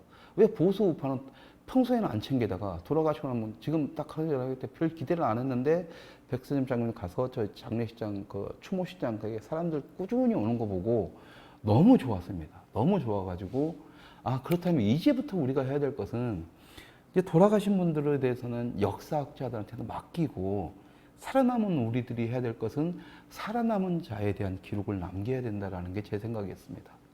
원래 그것도 한 6년 전에 했던 건데 아무것도 지원을 안 해주고 투자를 안 해줘서 엎어졌던 건데 지금은 어쨌든 한 분이라도 해야 될 것 같다. 그리고 그게 최영섭 함장님인 것 같다라는 생각이 들어요. 이분마저 가시면 이제 6.25 우리 대한민국의 어떤 건국사에 아주 피맞추면서 우리 대한민국이 얼마나 소중한지 대한민국의 자유민주주의에서 자유가 우리한테 어떤 식으로 어떤 피가 흘러서 새긴 이름인지를 사람들한테 알리기 위해서는 살아남은 자들의 등원이 어떻게든 남겨야 되겠다. 그러니까 구두육성이나 이런 게 아니라 정말 이제 신화적으로 뭔가를 해야 되겠다 그리고 아직까지 이분이 할 얘기가 많이 남았다는 것은 아직까지도 하지 못한 얘기들이 많다라는 거잖아요. 어쨌든 빨리 담아야 될 것 같다. 어쨌든 백석관 장군님께 가시고 나서 유일하게 동지라고 전우라고 부르면서 그 모든 걸 한 시대를 풍미했던 두 사람 중에 한 사람이 가고 지금 대한민국이 이렇게 위태로울 때 이분은 얼마나 외로움에 미치겠어요. 이런 분들이 마음 탁 놔버리면 끝이잖아요. 여러분들 아시잖아요. 우리 부모님들 어르신들 그냥 그 부부 행복하게 살다가 어떤 한 번 가시면 그냥 나는 어떻게 살아 팍 마음 놨을 때 그냥 얼마 안 돼도 같이 가버리시잖아요. 그것도 겁나는 거예요. 근데 다행히 본인이 아직 할 얘기가 있고 할 일이 남아있다고 생각하시면 아직까지는 막 계속 활동을 하시는 게 너무 고마운데 5년 전에 제가 통화를 했을 때의 모습과는 분명히 달라. 확실히 연로하시는 건 어쩔 수가 없어요. 그래서 전 마음이 급합니다. 그리고 그래서 이제 아마 그 작업을 하면 어쨌든 제가 카바를 쳐서 뭐 하겠지만 이렇게 코로나 사태로 했을 때는 저도 어쩔 수 없이 도움을 청해야 될 수밖에 없을 것 같아요. 그러면 이제 우리 시청자분들만이라도 대놓고 좀 부탁을 드리겠습니다. 좀 부탁을 드리겠습니다. 가지고 이 작업만큼은 좀 계속 해야 될 것 같으니까 반드시 해야 될 것 같으니까 우리의 역사의 흔적을 남기고 신화를 만드는 작업을 할 수 있도록 좀 도와주십시오. 도와주시면 반드시 최대한 만들어내겠습니다. 그리고 그런 의미로 이 천안함 생존자들 특히 전주정 회장하고의 어떤 그런 작업들도 차근차근 계속 해 나가겠습니다. 근데 원래는 이걸 하고 싶었는데 최영섭 반장님 그러시고 그러잖아요. 누구 한 분 돌아가셔야 그런 게 느끼는데 영원할 것만 같던 백선엽 장군 한 번 돌아가셨으면 이제는 우리는 그러면 다 돌아가시면 이제 어떻게 해? 이랬을 때 그 전에 좌파 새끼들이 100년 전 인물까지 와서 지금까지 살려내고 막 지들 멋대로 할 때 이제는 우리도 우리의 역사를 만들자. 하지만 쟤네들이 만드는 건 역사가 아니잖아요. 쟤네들이 만드는 건 신화잖아요. 신화. 전태일 신화. 응? 막 이런 신화를 만드는 애잖아요. 우리도 신화를 만드는 작업을 해야 됩니다. 일반 대중들이 아주 쉽게 이해하고 아주 쉽게 받아들일 수 있는 것은 역사가라기보다는 신화에 가까워요. 이야기가 재밌어야 되고 이야기로 전달되고 그렇죠? 옛날 이야기처럼. 그러려면 우리는 신화를 만들어야 되고 바로 그들의 옆에다가 그 흔적들을 만들어 놔야 되는데 좌파들 그거 잘하고 있잖아요. 펜앤마이크 앞에도 홍범도 비석에서 했어야 되고 미쳐버리잖아요. 그게 바로 흔적이라니까요. 그 흔적을 가지고 저게 뭐야? 애들이 물어보면 저게 홍범도라고 해서 이렇게 해가지고 신화를 얘기하는 거. 우리가 그 작업을 지금 해야 되는 겁니다. 정말 안타까워요. 제가 막 삼성 이건이라면 막 몇 억씩 투자해서 만들겠는데 안 돼. 이미 저는 다 털어먹었으니까. 그래서 부탁을 드릴 수밖에 없을 것 같고 뜻을 함께 하시는 분들은 좀 함께 동참을 해서 여러분들의 흔적도 남겨드릴게요. 저희들이 영화를 만들 때 맨 마지막에 크레딧 쫙 다는 이유들이 뭔데요? 그 흔적을 남기는 겁니다. 그 흔적을. 여러분들의 흔적을. 우리들이 해줄 수 있는 건 그거예요. 여러분들이 이 영화를 만드셨습니다. 어느 순간 이 영화가 대한민국을 지키는 데 도움이 된다면 여러분들의 주위 사람들한테 자랑스럽게 말씀하십시오. 그거거든요. 그리고 실질적으로 부역자들 원이 미국에서 박근혜 대통령 탄핵과 한국의 정치 상황을 이해하는데 연구자로 쓰이는 순간 제가 여러분들한테 감사합니다 하면서 여러분들이 해내셨습니다라고 얘기를 하는 겁니다. 여러분들이 해내신 거예요. 그러면 여러분들 딱 그러는 거죠. 부역자 하나만 갖고 이 영화에 투자했어, 후원 좀 했어 이렇게 하면 없어 보이잖아요. 이 영화가 그렇게 만들어지는데 내가 만들 수 있도록 도움을 줬고 이것이 그때 미국에서 그 딱 연구자료로 사용됐다. 그 자료를 만들고 대한민국의 어떤 문제, 박근혜 탄핵의 문제를 갖다가 해외에서 쉽게 받아들이고 이해할 수 있는 자료를 만드는데 아빠는 함께 행동을 했다. 이게 더 멋있잖아요. 엄마는 함께 행동을 했다. 뭐 이런 식으로. 그런 식으로 해서 여러분들의 흔적을 만드는 작업도 계속 해드릴 겁니다. 저희 작스트부는. 그러니까 함께 해주십시오. 여러분들 삶에 충실하면서 대한민국이 건전하게 갈 수 있도록 삶에 충실하면서 같이 행동해야 될 때는 그런 식으로 후원이든 뭐든 아니면 같이 참여를 해서 뭔가 도움을 줄 수 있으면 같이 참여를 해서 하는 식으로 하면 분명히 한 발 한 발 나아지게 될 거고요. 지금 우리가 해야 될 것은 이제 살아남은 자에 대한 역사의 흔적을 만드는 과정들을 한번 진행을 해보자 라는 거고, 그러기 위해서 또 이제 이제 좀 또 이제 이판사판 라이브의 또 특성. 하루라도 보수를 안 까면 이렇게 입안에 가시가 돋칠 것 같아서요. 저희 방송의 정체성이기도 하고, 아까 초반에 말씀드렸던 것처럼 그러기 위해서라도 지금 저희는 보수 진영 내부의 문제에 대해서 정확하게 진단을 하고 비판을 하고 변화를 시켜야 됩니다. 비난이 아니에요. 비판이지. 이거 갖고 총재 맨날 보수만 씹어댄다면 저는 할 말이 없는 거고요. 왜? 우리가 잘못한 건 인정을 해야 되는데 인정을 안 하면 안 되는 거니까.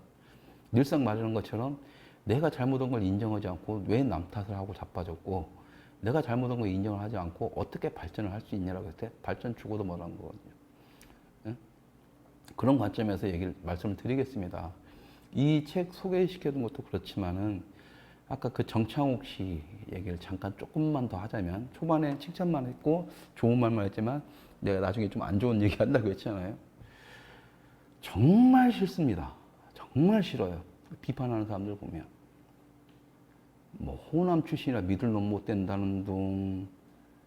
내가 오직 있으면 화가 나가지고요. 어떤 사람이 이렇게 썼더라고요. 이왕 던질 거 똥을 던져야지. 아주 훈계를 하고 자빠졌어요. 내가 댓글을 달았어요. 열받아가지고. 네가 던지세요. 그러면. 꼭 지는 아무것도 안 하는 것들이 꼭 그게 보수들 꼰대들이 한테 희한한 특징이에요. 가지고 이번 기회에 뭐 이름 좀 확실히 알렸네 뭐. 그러더니 이번에 막 가지고 신발 던진 거 해가지고 막 구속 기소 이제 취소됐다 보니까 그것도 기분 나빠하는 사람들이 있더라고요. 신발이 뭐가 대단하냐고 하면서 자기는 딱 그러더라고. 자기는 벌금 맞았는데 그럼 난 뭐야? 어쩌라고? 아니 그걸 갖다가 남들보다 내가 더 대우를 받아야 돼요? 애국한다면서요. 남이 알아주든 안 알아주든. 애국 활동하고 태극기 집회 하다가 거기서 좀 싸우다가 어떻게 해가지고 벌금 한 200만 원 맞았다 칩시다. 그게 그렇게 억울하면 벌금 1,500만 원 맞은 나는, 빨간 줄 인생에 빨간 줄 2번 그어진 나는 뭐 씨발 대통령 돼야 되겠네? 아니잖아요. 남이 그러든 말든 내가 원해서 한 거고 내가 그냥 하는 거잖아요. 남들이 신발 사서 막 하니까 괜히 그거 뭐 손해보는 것 같아. 왜 그런 생각을 가져요? 그럼 당신이 그 정도면 나는 억울해서 뒤져야겠네. 그게 정상이면. 그냥 하는 거잖아요. 내가 해야 될 일이고, 내가 하는 거니까. 참 이해가 안 가, 머릿속이. 그딴 마인드로 애국 활동하면 어떻게든 보상받아야 되겠네? 나중에 정권 바뀌면? 그럼 정권 바뀌면 또 가가지고 지금까지 보수정이 맨날 했던 것처럼 가갖고 야 내가 이 정도 했으니까 뭐 내놔 이러겠네 또. 그딴 식으로 해서 망했는데 보수가. 아이고. 신발 던지니 차라리 똥을 네가 던지면 되잖아요. 그러면 네가 던지면 억울하면 뜨고 싶으면 유명해지고 싶으면 네가 던지세요 그냥. 기가 막히겠네. 역사의 흔적이 남지. 열심히 빨아들일게. 열심히 빨아들일게.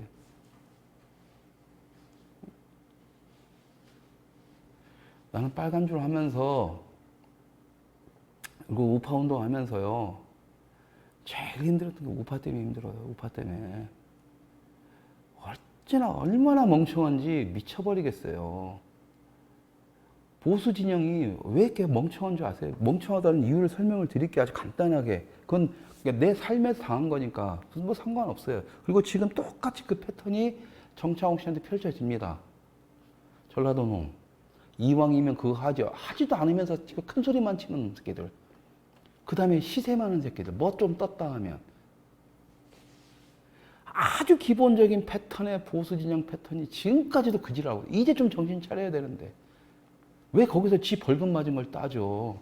억울하겠지. 나도 억울한데. 나 2번 빨간 줄 된 거 정말 억울해. 그 좌파들과 맨날 싸워. 니들은 뭐 이 새끼야. 니들은 더 하자니 개새끼야. 싸워요. 보수 우파적인 싸울 수가 없어. 그 시스템을 몰라. 근데 좌파들은 좌파들은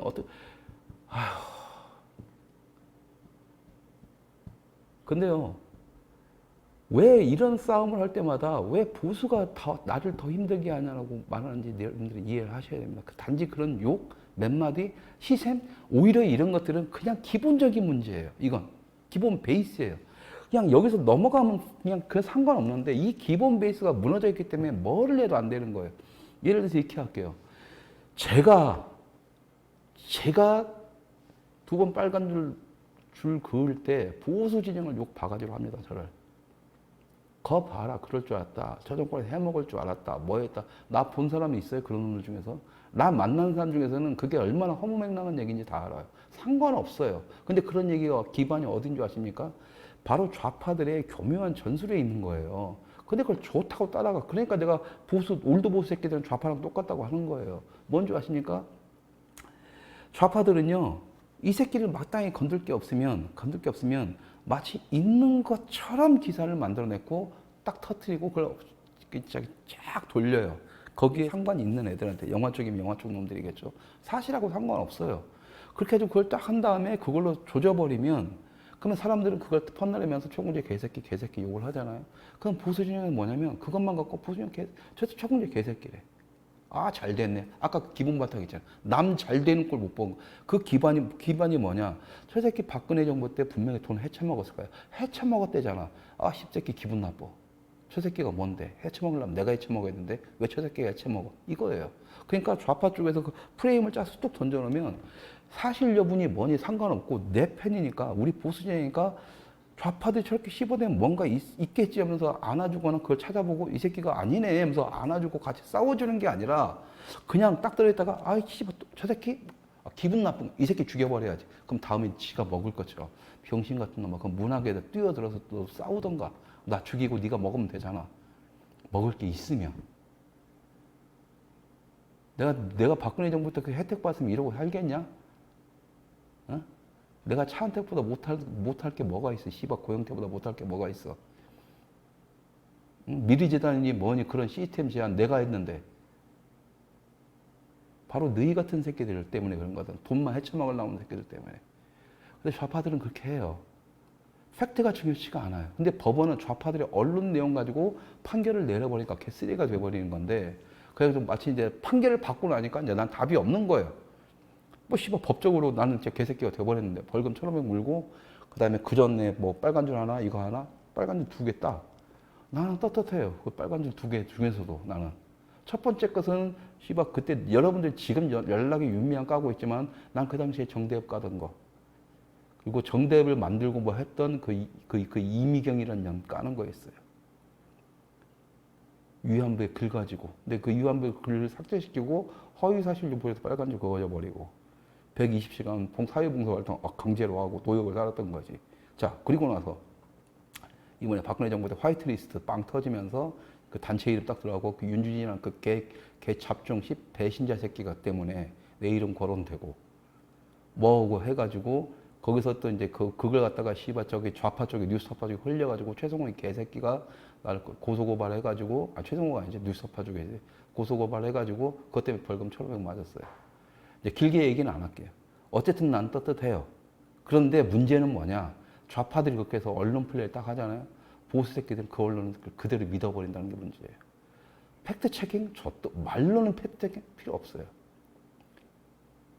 근데 아주 교묘하게 하는데 그걸 믿어버린다는 거예요.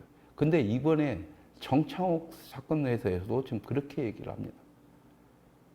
정창욱 씨 그 불구속돼가지고 나온 기사를 갖다가 좌파 쪽에 흘린 거 보면 이 사람이 나온 거에서는 결론이 나와버렸으니까 씹지는 못하니까 교묘하게 뭐냐 이 사람의 개인사를 뒤져가지고 과거에 연극을 할 때 미성년자의 성추행으로 인해서 조사받은 적이 있다 라고만 나와요.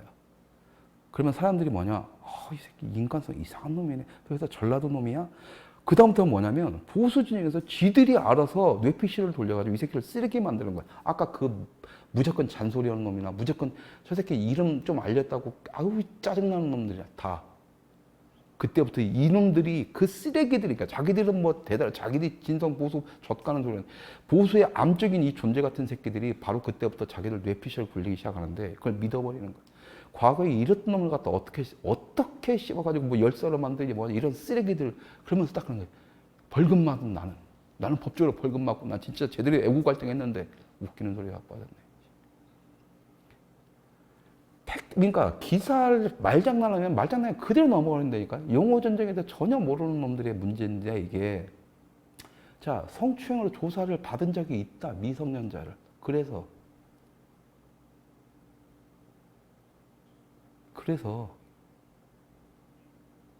그걸로 깜빵 들어가서 벌금 맞았어. 얘가 빨간 줄이 그어졌어요. 있다라는 조사한 받은 바가 있다 이건 뭐냐면 조사를 했는데 아무런 무혐의 처벌을 받은 거예요. 근데 좌파들은 어떻게든 시비거리를 찾다 보면 그게 딱 걸려가지고 뒤에 그 무혐의 이건 상관이 없. 무혐의를 받았는지 안 받는지 모르겠으나 내가 좌파들의 언론 플레이를 딱 판단을 보면 그런 식으로 해요. 그럼 얘네들이 만약에 혐의를 받고 구속을 했으면 빨간 걸로 미성년자 성추행으로 징역을 산 적이 있거나 벌금 얼마를 냈다고 얘는 빡 쳤을 거예요. 근데 얘네도 기재란 말이에요. 팩트만 가지고 얘기를 해야 돼. 이 팩트를 얼마큼 과장시키고 어떻게 전달하느냐의 문제예요. 분명히 조사받은 적은 있었던 것 같아요. 그게 아니면 큰일 나는 일이니까. 거기까지예요. 받았는데 무혐의 치료가 된 거예요. 그러니까 그 뒷얘기가 없는 거예요. 근데 이것만 갖고 딱 언론을 터지면 보수 우파 전쟁에서 누구도 아니라 아까 말했던 그런 새끼들이 거봐 이 쓰레기 같은 새끼 이런 새끼들이 보수라고 처지를 하고 있으니까 보수가 썩어 문드러지는 거야 라고 하면서 죽여버립니다. 지들 때문에 죽는 걸 모르고 씨발 생각이란 건 더럽게 없는 놈들 때문에 모르고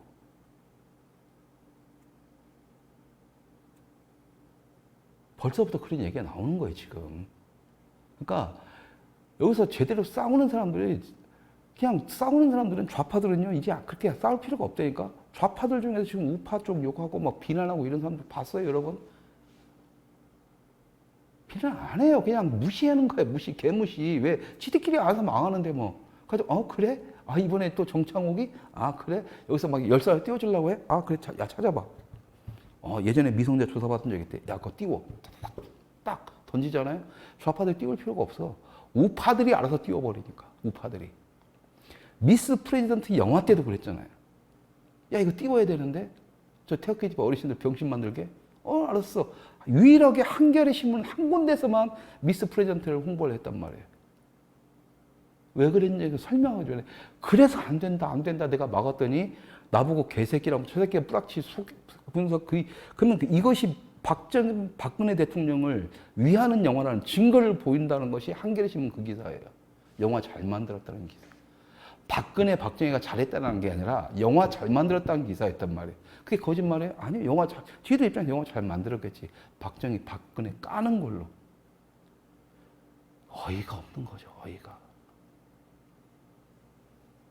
어이가 없는 겁니다.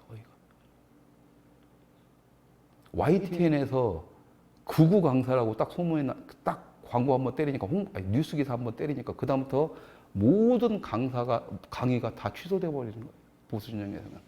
도대체 여기서 뭘 어떻게 해 먹어야 돼요? 네? 지금 보수 그 썩어빠진 놈처럼 저도 그렇게 살아야 되는 거예요. 물론 정창식 과거를 보면 아주 순수하게 어떻게 보면 문화 쪽 관련돼 있다 보니까 좌파 쪽 성향처럼 오해할 수도 있으나 그 사람은 제가 봤을 때 순수하게 그냥 그 문화를 통해 자기가 알고 있는 기술로 해가지고 정신 지향에 달고 사상에 대해 따뜻한 눈을 가진 사람이었을 뿐이에요. 그러다가 뭣도 모르고 문재인 사람이 먼저다에 속아가지고 문재인 지지했다가 이런 개씨 세월호 딱 하고 나서 뻑져가지고 보수 우파로 전향을 했고 그 사람의 아들마저도 보수 성향 중에서는 극우에 속한다라는 우리 공화당 쪽으로 후보로 냈었습니다. 집안이 그렇게 된 거예요. 그럼 된 거고 그런 사람이 하도 참다 못해서 문재인한테 당신들은 능력도 안 되고 주둥이만 살고 할 깜냥도 안 되는 당신들이 비판을 할 때 주둥아리만 나불 때 그 사람 신발 던진 거예요. 근데 그런 사람한테 잘했다고 박수는 쳐주기는 무한정 차라리 똥을 뿌리지 그게 신발 따위 네가 던져봐 이 새끼야. 너는 그 근처에 갈 능력도 안 되고 그 근처에 갈 깜도 안 되잖아. 배짱도 안 되고 꼭 앉아가지고 지가 마치 저 같으면은 막 가서 정확히 맞추게, 똥 던져가지고 정확히 맞출 것처럼. 네가 던져보시라고요. 네가 던져보시라고. 그 자기 벌금 얼마 받았는데 저 새끼가 신발 하나 던졌다고 막 자기 벌금 받았는데 저 새끼가 영웅이면 나는 이게 보수냐? 이게 보수냐? 이런 병신. 네가 보수가 아니라고, 병신 새끼야. 너 때문에 보수가 망했다고. 그러던가 뭔 상관이야. 어?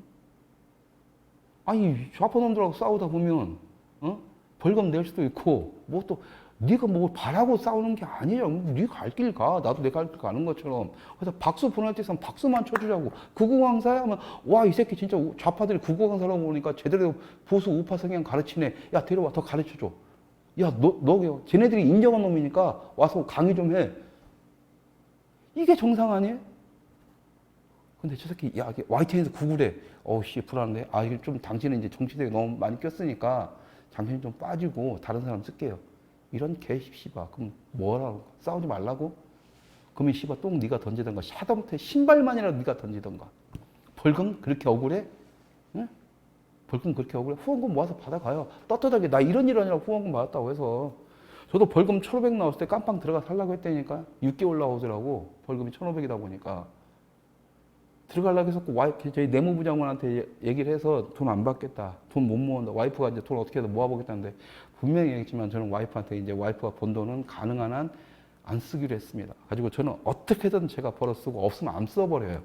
근데 있으면 또 너무 잘 쓰는 게 문제라서 나는 지금까지 돈을 못 벌고 있지만, 그러니까 와이프가 1,500을 만들어야 되니까 그걸 못 버티겠는 거예요. 그래서 난 들어가 버리겠다 하고 와이프를 설득시켜 들어가는 걸로 됐다가 허현중 국장님 행정관부터 해가지고 여러 사람들이 야 임마 지금 네가 할 일이 뭔데 해가지고 너 들어가더라도 우리가 돈 내서 끄집어낼 거니까 쓸데없는 짓 하지 말고 하던 일 계속해 하면서 하다가, 그러니까 납기일 벌금 납부일 이틀 전에 전화가 왔어요. 법원에서. 정말 안 내실 거냐고. 안 낸다고요. 나 깜빵 가서 한다고. 나 죄 없는 사람이라서 나는 그렇게는 못 하겠다고. 난 끝까지 싸우겠다고 했는데 결과적으로 이틀 그냥 하루 남겨놓고 그분들의 도움으로 해가지고 그냥 벌금 내고 지금까지 있는 겁니다. 아니면 저는 그렇게 살았을 것 같아요. 저도.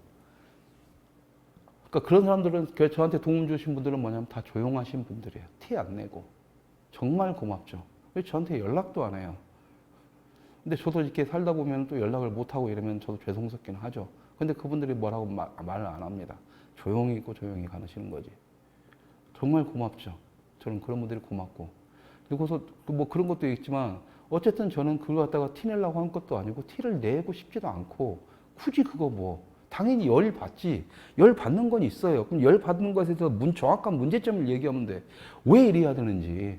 왜 이래야 되는지. 만약에 내가 구구강사 인정을 그 YTN에서 딱 때렸을 때 구구강사 됐을 때 거기서 나가 항의를 한 건 YTN이 아니에요. 보수진영이었지. 그냥 웃었어요, 그때는. 야, 그러면서 나도 솔직히 그랬어요. 솔직히 약간 그런 느낌이 있었어요. 이제 구구강사 YTN 시켰으니까 이제 우파 쪽에서는 확실하게 우파로 인정을 받겠네. 그런 게 있었어요.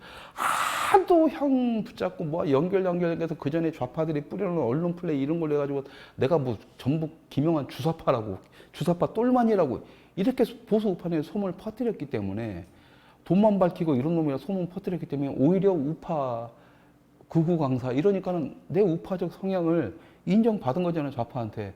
그러니까 오히려 마음이 편해지긴 했어요. 그런데 열이 받는 거야. 열이 받는 건 다른 게 아니에요. 그럼 그렇게 인정받았으면 인정을 하면 되는 건데 갑자기 느닷없이 이상한 게 들어온 거지. 너무 그 정치 쪽으로 이건 아니니까 조금. 근데 씨발 이념 전쟁 했던 놈이고 태극기 들어서 이거 들던 놈들이 그런 말을 하는 거예요. 자기 먹고 사는 밥그릇 전쟁 터에서는. 그딴 마인드니까 애새끼들 교육 하나 못 시키는 거죠.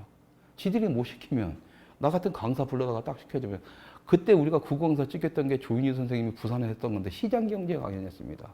만화로, 영화로 하는 시장경제의 이야기였어요. 정치 이념 하나도 안 들어갔어요. 시장경제에 대해서만 얘기했지. 저 시장경제 강사 자격증 있다고 했잖아요. 하면 돼요. 근데 보수파는 뭐냐? 그냥 뉴스만 보고 쟤네들 국어강사래. 그럼 오히려 더 좋아해야 되는 거 아닌가? 좌파들은 그렇잖아요. 좌파들은 여기서 진중권 꽉 대고 막 하잖아요. 좌파들은 더 들이닥쳐, 걔네들은. 얘네들 더 열받으라고. 그럼 실수하거든, 열받으면. 계속 보수는 실수했고 장난치는 거잖아요. 그러니까 이 일을 하도 해먹으니까 얘네들이 이제 갖고 노는데 이골이 난 거예요. 갖고 노는데. 정창욱 같은 사람 여기서 열사 만들겠다고 연락해봤자 저 새끼들 안 그런 거 뻔히 아니까 어떻게 하는지 뻔히 아니까 딱 그거예요. 어 그래? 야 잘 뒤져보니까 이거 하나 있네, 건수가 있네. 딱 야 결과 따위 중요치 않아. 다. 제가 보수 우파에서 저 새끼 돈에 처먹었는데 뭐에 들을 때도 재판 결과 끝나지도 않았을 때였어요. 그것도 좌파들 언론에서만. 우파는 관심도 없는 영역이니까 문화가. 근데 좌파는 문화의 영역 관심이 엄청난 게 많잖아요. 그러니까 좌파에서만 나와요. 당연히 안 좋은 기사만 나오지. 지네들 밥그릇 뺏으려고 하는 놈인데. 근데 우연하게 본 사람들은 뭐냐면 최고인지 그거 갖고 씨발해요. 저 새끼 해먹었다는지 뭐 했다는지. 법원 결과 나오니까 거 봐라. 최고인지 해먹었잖아. 씨발 그러면 서초동 앞에 대모는 왜 하는데. 법은 무너졌다며. 탄핵 때 법은 무너졌다며. 그 전부터 무너졌다고 이 개새끼들아. 제발 좀 착각하지 말라. 무너진 걸 인정을 해야 그 다음에 해결책을 찾지. 무너졌다고 주둥아리로 나불대면 서초동 앞에서 법 집행 똑바로 되냐? 그게 하지 말라는 거예요. 그래서 쓸데없는 짓거리 하지 말라는 거예요. 시간 낭비. 그 시간에 다른 거 법을 세우는 싸움을 하라고. 그러기 전에 좀 정신좀들을 차립시다. 정신dom들. 아군은 살리고 적군을 죽여야지. 지금 보수진영 올드보수들이 하는 것들은 아군을 죽인다니까. 적군과는 타협을 하려고만 하고. 그런데 그 밑바탕에 그런 것들을 하기 위해서 밑바탕에서 자기들이 넘어가야 될 거. 왜 차마 양심에 걸리는 것들은 다 죄예요. 그러다 보니까 경제하고 안보를 주둥이에 털어봤자 관심도 없고 생각도 없는 거야. 왜? 그걸 털어야만이 우파정에서 지 옷간 애들 생겨 먹으니까. 역사? 니들이 지금까지 지킨 게 뭐가 있는데? 안보? 지킨 게 뭐가 있는데? 이런 젊은 청년들 죽어나갈 때 당신들이 한 게 뭐가 있는데? 생존자가 말하잖아요. 보수는 철저하게 자기들 이용만 했다고. 그러면서도 생존자가 말하잖아요. 국가 보상이나 시민들 보상 같은 거 거의 없었다고. 죽은 자들한테는 있었지만 산자들한테는 없었다고. 죄인처럼 살라는 좌파들의 공격과 우리의 눈물을 쳐다보지도 않는 우파들의 외면만 있었다고 해요.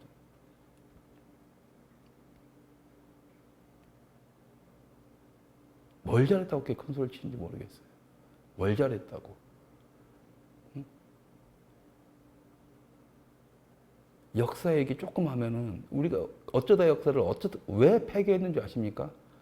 하도 지잘났다고 뭐 말꼬리 하나 잡아서 트집 잡는 인간들 때문에 그만뒀어요. 못 버티니까 젊은 어린애들이. 어린애들 그 정도 역사 인식을 가지고 공부해서 그 정도까지 올리는 게 얼마나 힘든지 아시죠? 응원 한마디 보낼 시간에 응원은커녕 응원도 바라지도 않아. 정말 해주면 고맙지만. 근데 그 시간에 지가 알량한 역사 지식이 있다고 뭐 하나 꼬투리 잡아. 그건 아니라고 막 지복에 팔고 들고 막 뭐 이거 뭐 공부 똑바로 해라. 정신 똑바로 해라. 니나 하라고 새끼들아. 니나. 그렇게 역사를 잘하는 새끼들이 대한민국 우파 역사 이렇게 망가지도록 뭐 했는데 그동안.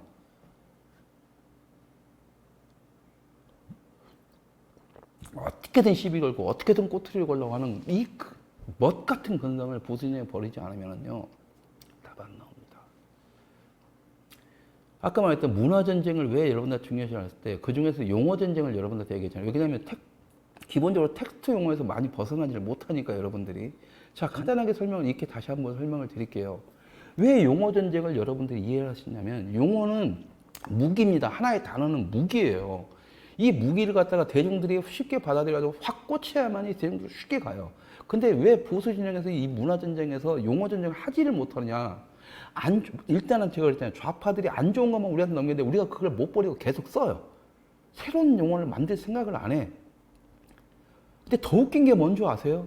정말 더 답답한 게 뭔가 좌파들을 확실하게 공격하고 국민들을 갖다 딱 확실하게 각인시킬 수 있는 용어가 하나 나와요. 보수 우파가 만든 것도 아니고 그냥 어쨌든 자연적으로 발생을 했는데 이걸 갖다가 보수 우파는요, 지네들 스스로 망가뜨려요.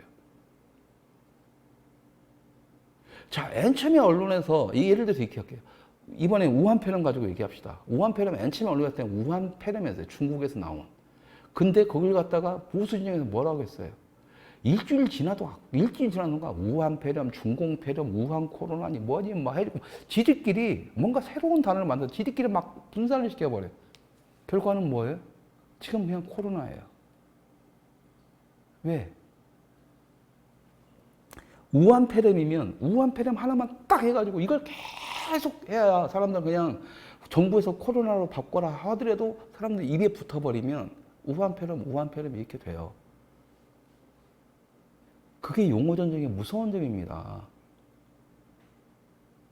자기들이 자꾸 진보 하니까 쟤네들이 진보가 된 거고 니들 보수 하니까 이쪽이 보수가 되는 거지. 그러니까 그 다음에 프레임을 지들이 만드니까 보수는 그 프레임에 단어가 선점당하는 순간 그 프레임에 지들이 빠져버리는 거예요. 멍청한 놈 새끼들이. 뭐 왜 새로운 걸 만들지 몰라니까. 새로운 것 만들지 못하면 있는 것만으로 지키라고 했잖아요. 있는 것만도 못 지키는 거예요. 우한 폐렴 하나만 갖고 끝까지 싸웠어 봐요. 이건 중국의 바이러스에서 벗어나질 못해요. 앞에 우한자가 들어가기 때문에. 그러면은 반중 정서에 국민들한테 다가가서 훨씬 쉽겠죠. 근데 지금 뭐예요? 지네들 스스로가 우한 코로나, 갑자기 우한 폐렴, 뭐 코로나 뭐 중공 폐렴이니 뭐 중국 뭐 무슨 뭐니 뭐 중국 흑사병이니 뭐니 보수 우파내에서 지들끼리 다 다른 말 써. 왜? 그래야 뭐 좀 아는 것처럼 보이나 봐. 응? 병신들이. 꼭 누가 뭐 하나 하면 그것보다 뭐 다른 용어를 쓰려고 막 무지하게 노력하는 것 같아. 어떻게든 저 새끼 잘못은 말 잡으려고 꼬투리 잡는 거 비슷한 느낌이에요. 왜 그래야 돼? 당신들이 용어를 갖다가 사용하고 컨트롤하고 용어로 세상을 바꿀 수 없으면 단어에 하나를 쓴다는 거 그만큼 절제를 해야 되는 거예요. 그래서 씨발 카피라이트 하나 안 나와 보수 진영에. 하여튼간 희한해. 난 이해가 안 가. 버릴 건 안 버리고 꼭 챙겨야 될 것만 골라서 버리는 듯한 느낌이 있죠. 이런 느낌을 받아요. 희한해요. 정말 희한해요. 보수진영을 보면.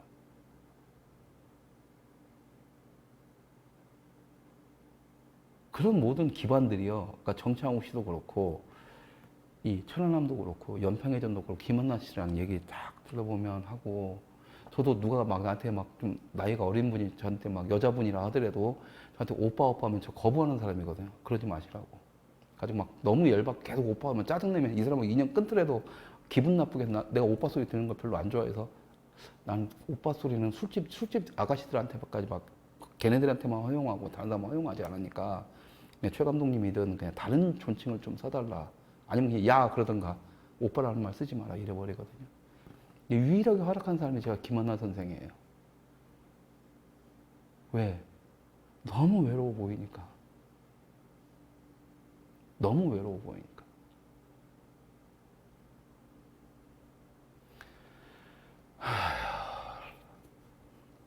근데 그때도 그랬습니다. 그때도 그렇고 전주정 회장 딱 그때도 그랬고 저가 어느 학식 있는 분한테서 직접 들었어요. 전주정 회장 어떻게든 천안함 이거 좀 돕고 싶다. 나도 뭐 안보까지는 내가 감당이 안 되지만 어쨌든 그걸 들은 이상 내가 할 수 있는 부분을 하고 싶다라고 막 그 얘기를 했는데 딱 한마디가 걔네 받을 거 다 받았어 임마 그러더라고요. 그래서 아니요 저기 그거 만나가지고 생존자들 만나는데 생존자들은 받은 게 없다는데 다 돈 줬다고 이렇게만 얘기를 하는 거예요. 몇 번 확인했어요. 근데 전주정 회장하고 사람들 다 그렇게 오해를 하고 있다라는 거죠. 오해를 하고 있다. 그러면서 뭐라고 하는지 아십니까? 그러면 나중에 이 얘기는 상관없이 오해를 하고 있는데 받은 거 없다. 정부에서. 그다음에 이렇게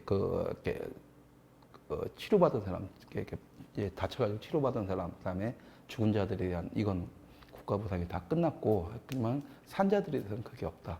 산자들은 거의 방치가 된 상태에서 마치 죄인 취급을 받고 살아가야 되는 거고 그것을 이제 벗어나기 위해서 자기는 한다라고 하면서 어느 순간 좀 이 책을 나한테 선물해 주면서도 그렇고 그 전에도 한 몇 번 제가 한 3번 정도 들었어요. 그때 그나마 그 천안함이 안 좋은 의미로든 뭐든 천안함에서 관심을 보인 것은 한겨레 신문이었다고. 심층 취재를 하고 있는 그대로의 얘기를 다 할 수 있게 해준 데는 한겨레였다고. 그리고 한겨레 그 취재했던 기자는 그걸 지 얘기를 다 듣고 나서 어떻게든 좋게 써주려고 노력을 한 게 보여서 너무 고마웠다고.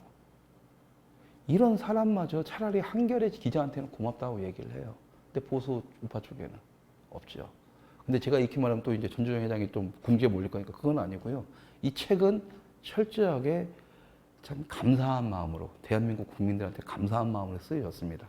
아주 소수이지만 그분들한테 감사하는 마음이에요. 착각하지 마세요. 주둥이만 나불거리는 니들한테 감사한 게 아니라 그렇게 외로운 투쟁을 해오면서도 알게 모르게 자기가 전혀 예상치 못했던 어쩌다가 한두 번씩의 도움이 이 사람들한테는 너무 컸던 거죠. 우리도 그냥 천안함, 이렇게 작당들이 했던 천안함 안보견학도 우리는 그냥 안보를 좀 해야 되니까 가야 된다라고 사람들은 그냥 왔었고 생존자들에 대한 뭘 알고 있었어요? 천안함에 뭘 몰랐잖아요. 갔는데 전주영 회장 와서 거기서 열심히 그 안내하는 사람보다는 훨씬 더 자세히 오고 더 재밌고 더 방대하게 얘기를 해주니까 다 감동받고 다 가셨잖아요. 그런 걸로 해서 사람들이 고맙다고 할 때 그 한마디에 감사함을 느낀다라는 거예요. 그리고 그때 저희들이 그 행사가 작스투브 시청자들은 역시 짱이라니까요. 왔던데 되게 좋았던 것 같아요. 전주영 회장님이. 다음에 또 계속 하자. 우리 팀하고는. 전주영 회장님이 진짜 그랬다니까요. 그러니까 그때 그 좋았던 경험이 이 책에 들어갔다라고 저는 느꼈던 거예요. 3장이나 사진이 딱 들어간 거 보면. 네. 그러니까 진심은 그렇게 통하는 거고 그런 사람들로 여러분들 같은 사람들로 해서 인해서 세상이 바뀌는 건데 아직까지 보수 진영에서 그런 쓰레기 같은 발언을 하는 놈들 벌금 낸 게 그렇게 억울하면 하지 마. 보수 진영이 그렇게 개판이면 차라리 하지 마. 어? 그 신발 던졌다고 영웅 대접해주고 나는 벌금 물었는데 사람들 누가 아는 사람이 있냐? 열받아? 하지 마. 누가 알아주지도 않는 걸 뭐들 해요? 누가 알아봐 달라는 걸 원해서 이걸 한 거예요. 주둥아리로만 애국 하면서. 그래서 내가 주둥아리 애국자들 싫어한다니까요. 정말로 애국하는 사람들은요, 제 판단 내에서 제가 지금까지 경험한 사람에서 100%, 99.9도 아니에요. 100%.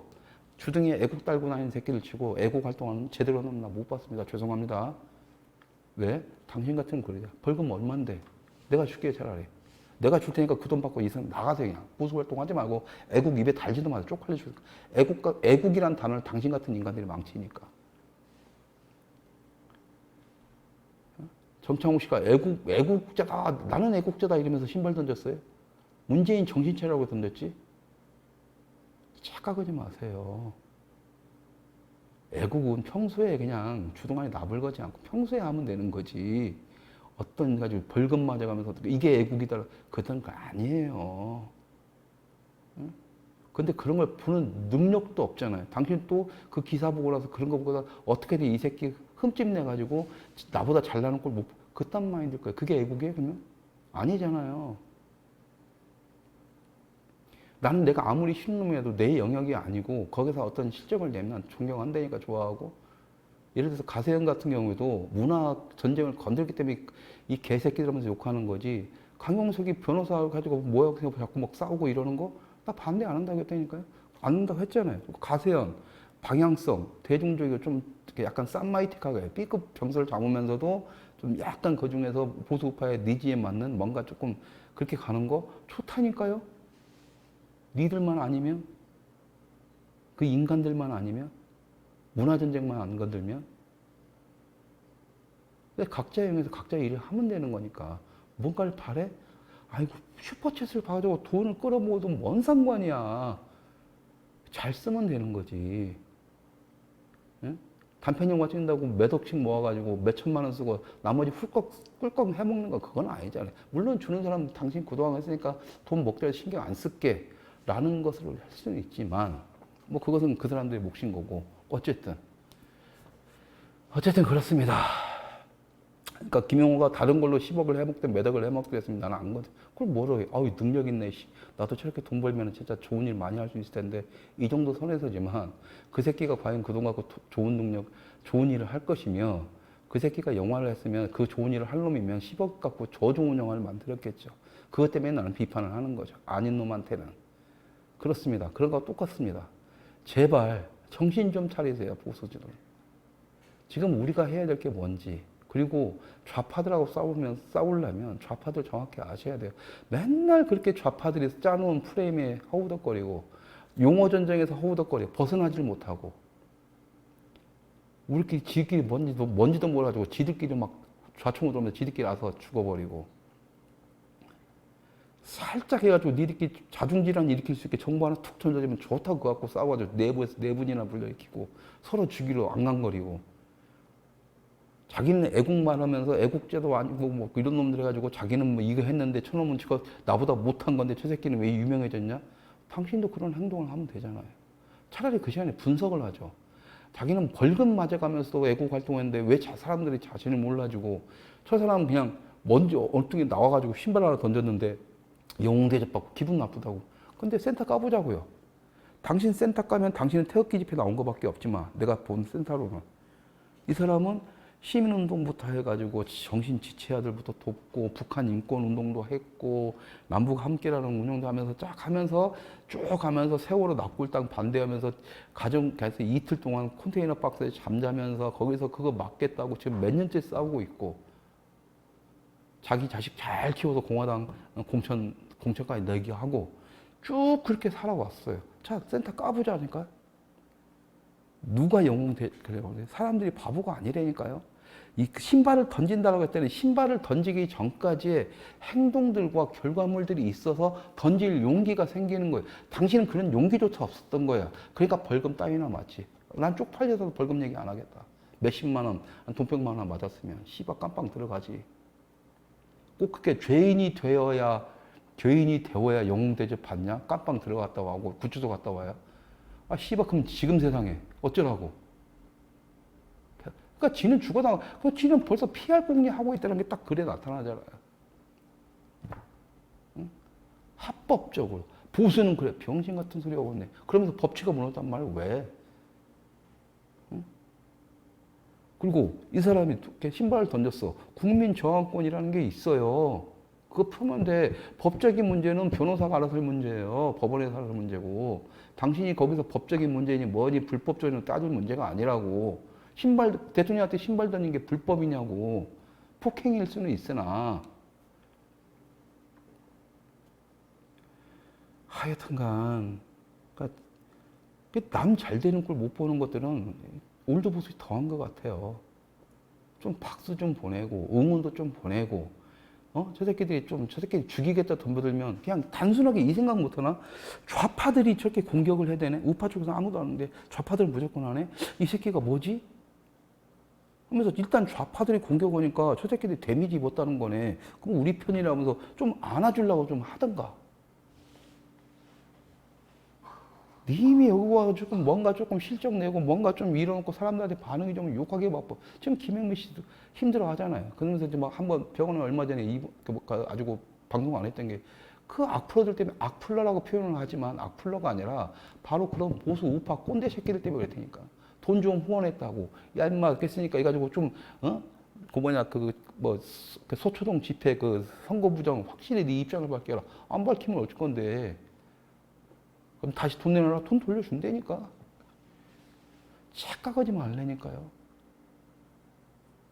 제발 보수님 그러지 맙시다. 제발. 응? 세상이 정치로만 돌아가는 게 아니잖아요. 세상은 오히려 대중들은 문화로 돌아간다니까. 지금 김영민 씨 같은 경우에는 어쨌든 개그맨이라는 타이틀을 걸고 이쪽에서 딱 떴고 이 사람은 지금 지역계 공공문화 지원 정책에 대해서 정부하고 싸우고 있잖아요. 지금. 각자의 영역에서 싸우잖아요. 응원을 하시던가 냅두시던가 좆도 모르면 서초동 집회는 하시라고요. 그냥 뭐라고 안 하잖아요. 제가 제발 좀 밝혀달라고 하잖아요. 단지 저는 동의하지 못하니까 참여를 안 하겠다는 것 뿐이지. 그럼 날 또 죽인다고 또 조회수 바바박 떨어나오고 하시라고요. 그렇게 해서 달라진 게 뭐가 있냐고. 그렇게 해서 보수우파가 재건되고 보수우파가 막 엄청나게 잘 살아나서 대한민국이 지켜줘요? 그럼 하시라고. 각자가 믿는 것에서 하자고. 단지 어느 쪽 각자 영역에 맡은 바가 있으면 그쪽에서 뭔가 결과가 나오면 좋은 결과가 나오면 일반 대중들한테서 먹히고 일반 국민들의 먹힐 정도의 결과가 나오면 박수 보내자고요. 자극받아서 우리도 그렇게 열심히 하자고요. 얼마나 좋아. 그래야 저 새끼들이 겁먹잖아요. 전쟁이라며. 전쟁이면 뭐예요? 적들이 겁을 먹어야 될 거 아니에요. 적들이 겁을 먹었는데 적들이 지금 우리 비웃는다고. 왜? 당신 같은 인간들 때문에 알아서 내부에서 우리끼리 총질하게 만드니까. 난 총질하는 게 아니에요. 비판이라니까. 비판과 비난을 제발 좀 구분 좀 하자고요. 예? 저는 사람들이 저한테 찾아와도 그래요. 내가 정말로 확실하게 필요하다. 못 믿겠다 싶으면 확실히 우파 선언해. 아니면 나는 이 일을 못해. 하지만 확실하게 우파하고 내가 키우고 싶다는 생각이 드는 사람이 있으면 너 색깔 드러내지 마 그래요. 각자 거기에 맞춰서 싸우면서 싸우는 방식이 있잖아요. 인정을 해주라고. 그 인정을 해야 당신들이 안보 나발칠 때 당신들이 삶에서 충실하면서 전준영 회장이라든가 김한나 선생이라든가 하다못해 지금 최영섭 대령님 같은 경우에도 일단은 이제 자기 인생 즐기셔야 되는데 아직까지 할 얘기가 수십 년 동안 이야기를 해왔으면 아직까지 남았다는 얘기는 뭐예요?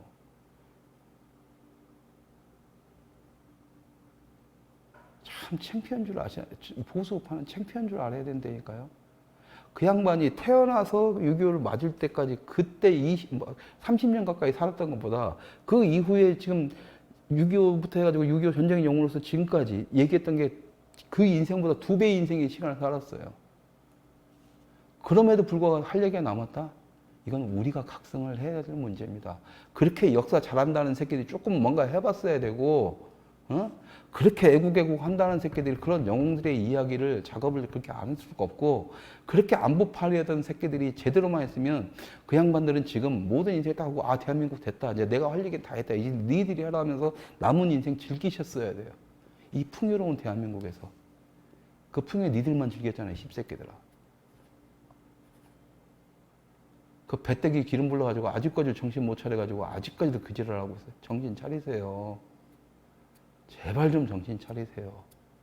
네 편, 내 편 구분할 줄 아셔야 되고, 어떤 게 저놈들한테, 좌파놈들한테 더 유리한지, 이쪽에 더 나은지, 그걸 생각하세요. 네 옷간의 계산으로 해서 내한테 득이 되는지 안 되는지가 아니라, 그러니까 맨날 좌파들하고 타협하는 그 미친 짓이 아니라, 어떤 게 당신들 주둥아리로 애국하면서 대한민국을 지키고 자유를 지키겠다 할 때 어떤 게 좋은지. 당연히 좌파들하고 손잡는 건 말이 안 되지. 그런 논리대로 하면 당신들이 거절하고 타협을 하잖아. 우파 내부 죽여가면서.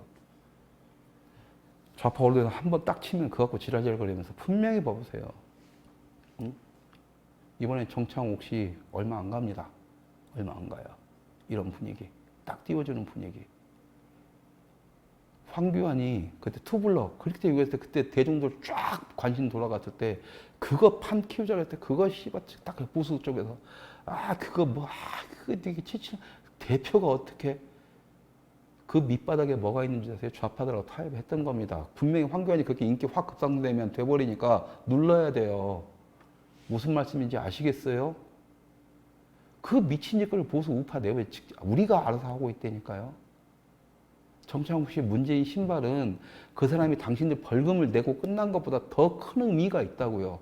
신발이 날아갔다는 거, 그 문재인 신발이라는 상징성이 대중들한테 인지가 돼버렸다고요. 그래서 파이가 큰 겁니다. 당신들 벌금 따위가 아니라, 당신들 벌금 100만 원이 그 정도의 파워가 있으면 내 벌금 1,500만 원 엄청난 파워를 가져야 되는 건데 다 필요 없고 문재인 신발인 거예요. 그래서 나도 열광하는 거고 살려야 되는데 당신 같은 그런 마인드를 가진 사람 때문에 다 죽어나는 거예요. 그런 마인드 때문에 전준영 회장 고생하고 김만하 선생 고생하고 최영섭 대령님이 아직까지도 할 얘기가 남아 있어야 되고 백선엽 장군님이 그렇게 쓸쓸하게 돌아가셔야 되고 이승만 박정희 대통령이 이렇게 수모를 받아야 되는 거예요.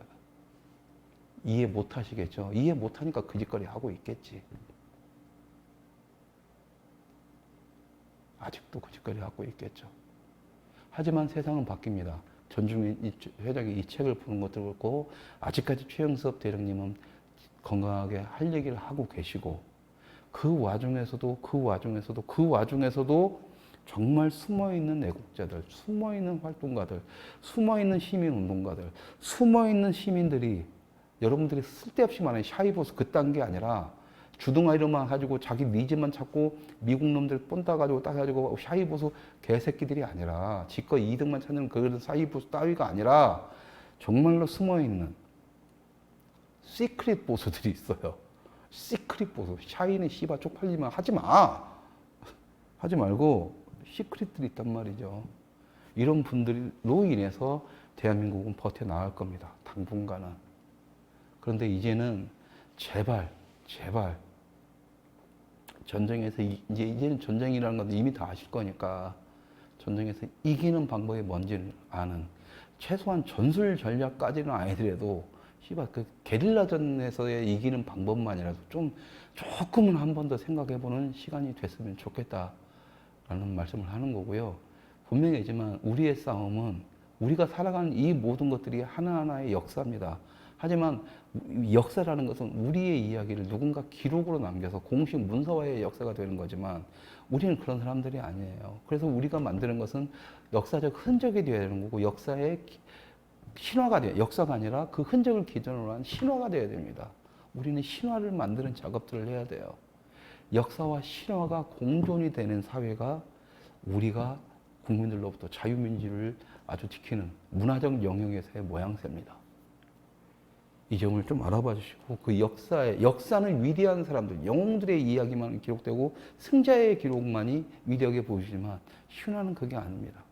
신화는 옳은 자의 편, 맞는 자의 편, 그리고 수많은 사람들에게 동의를 하는 자의 편에 섭니다.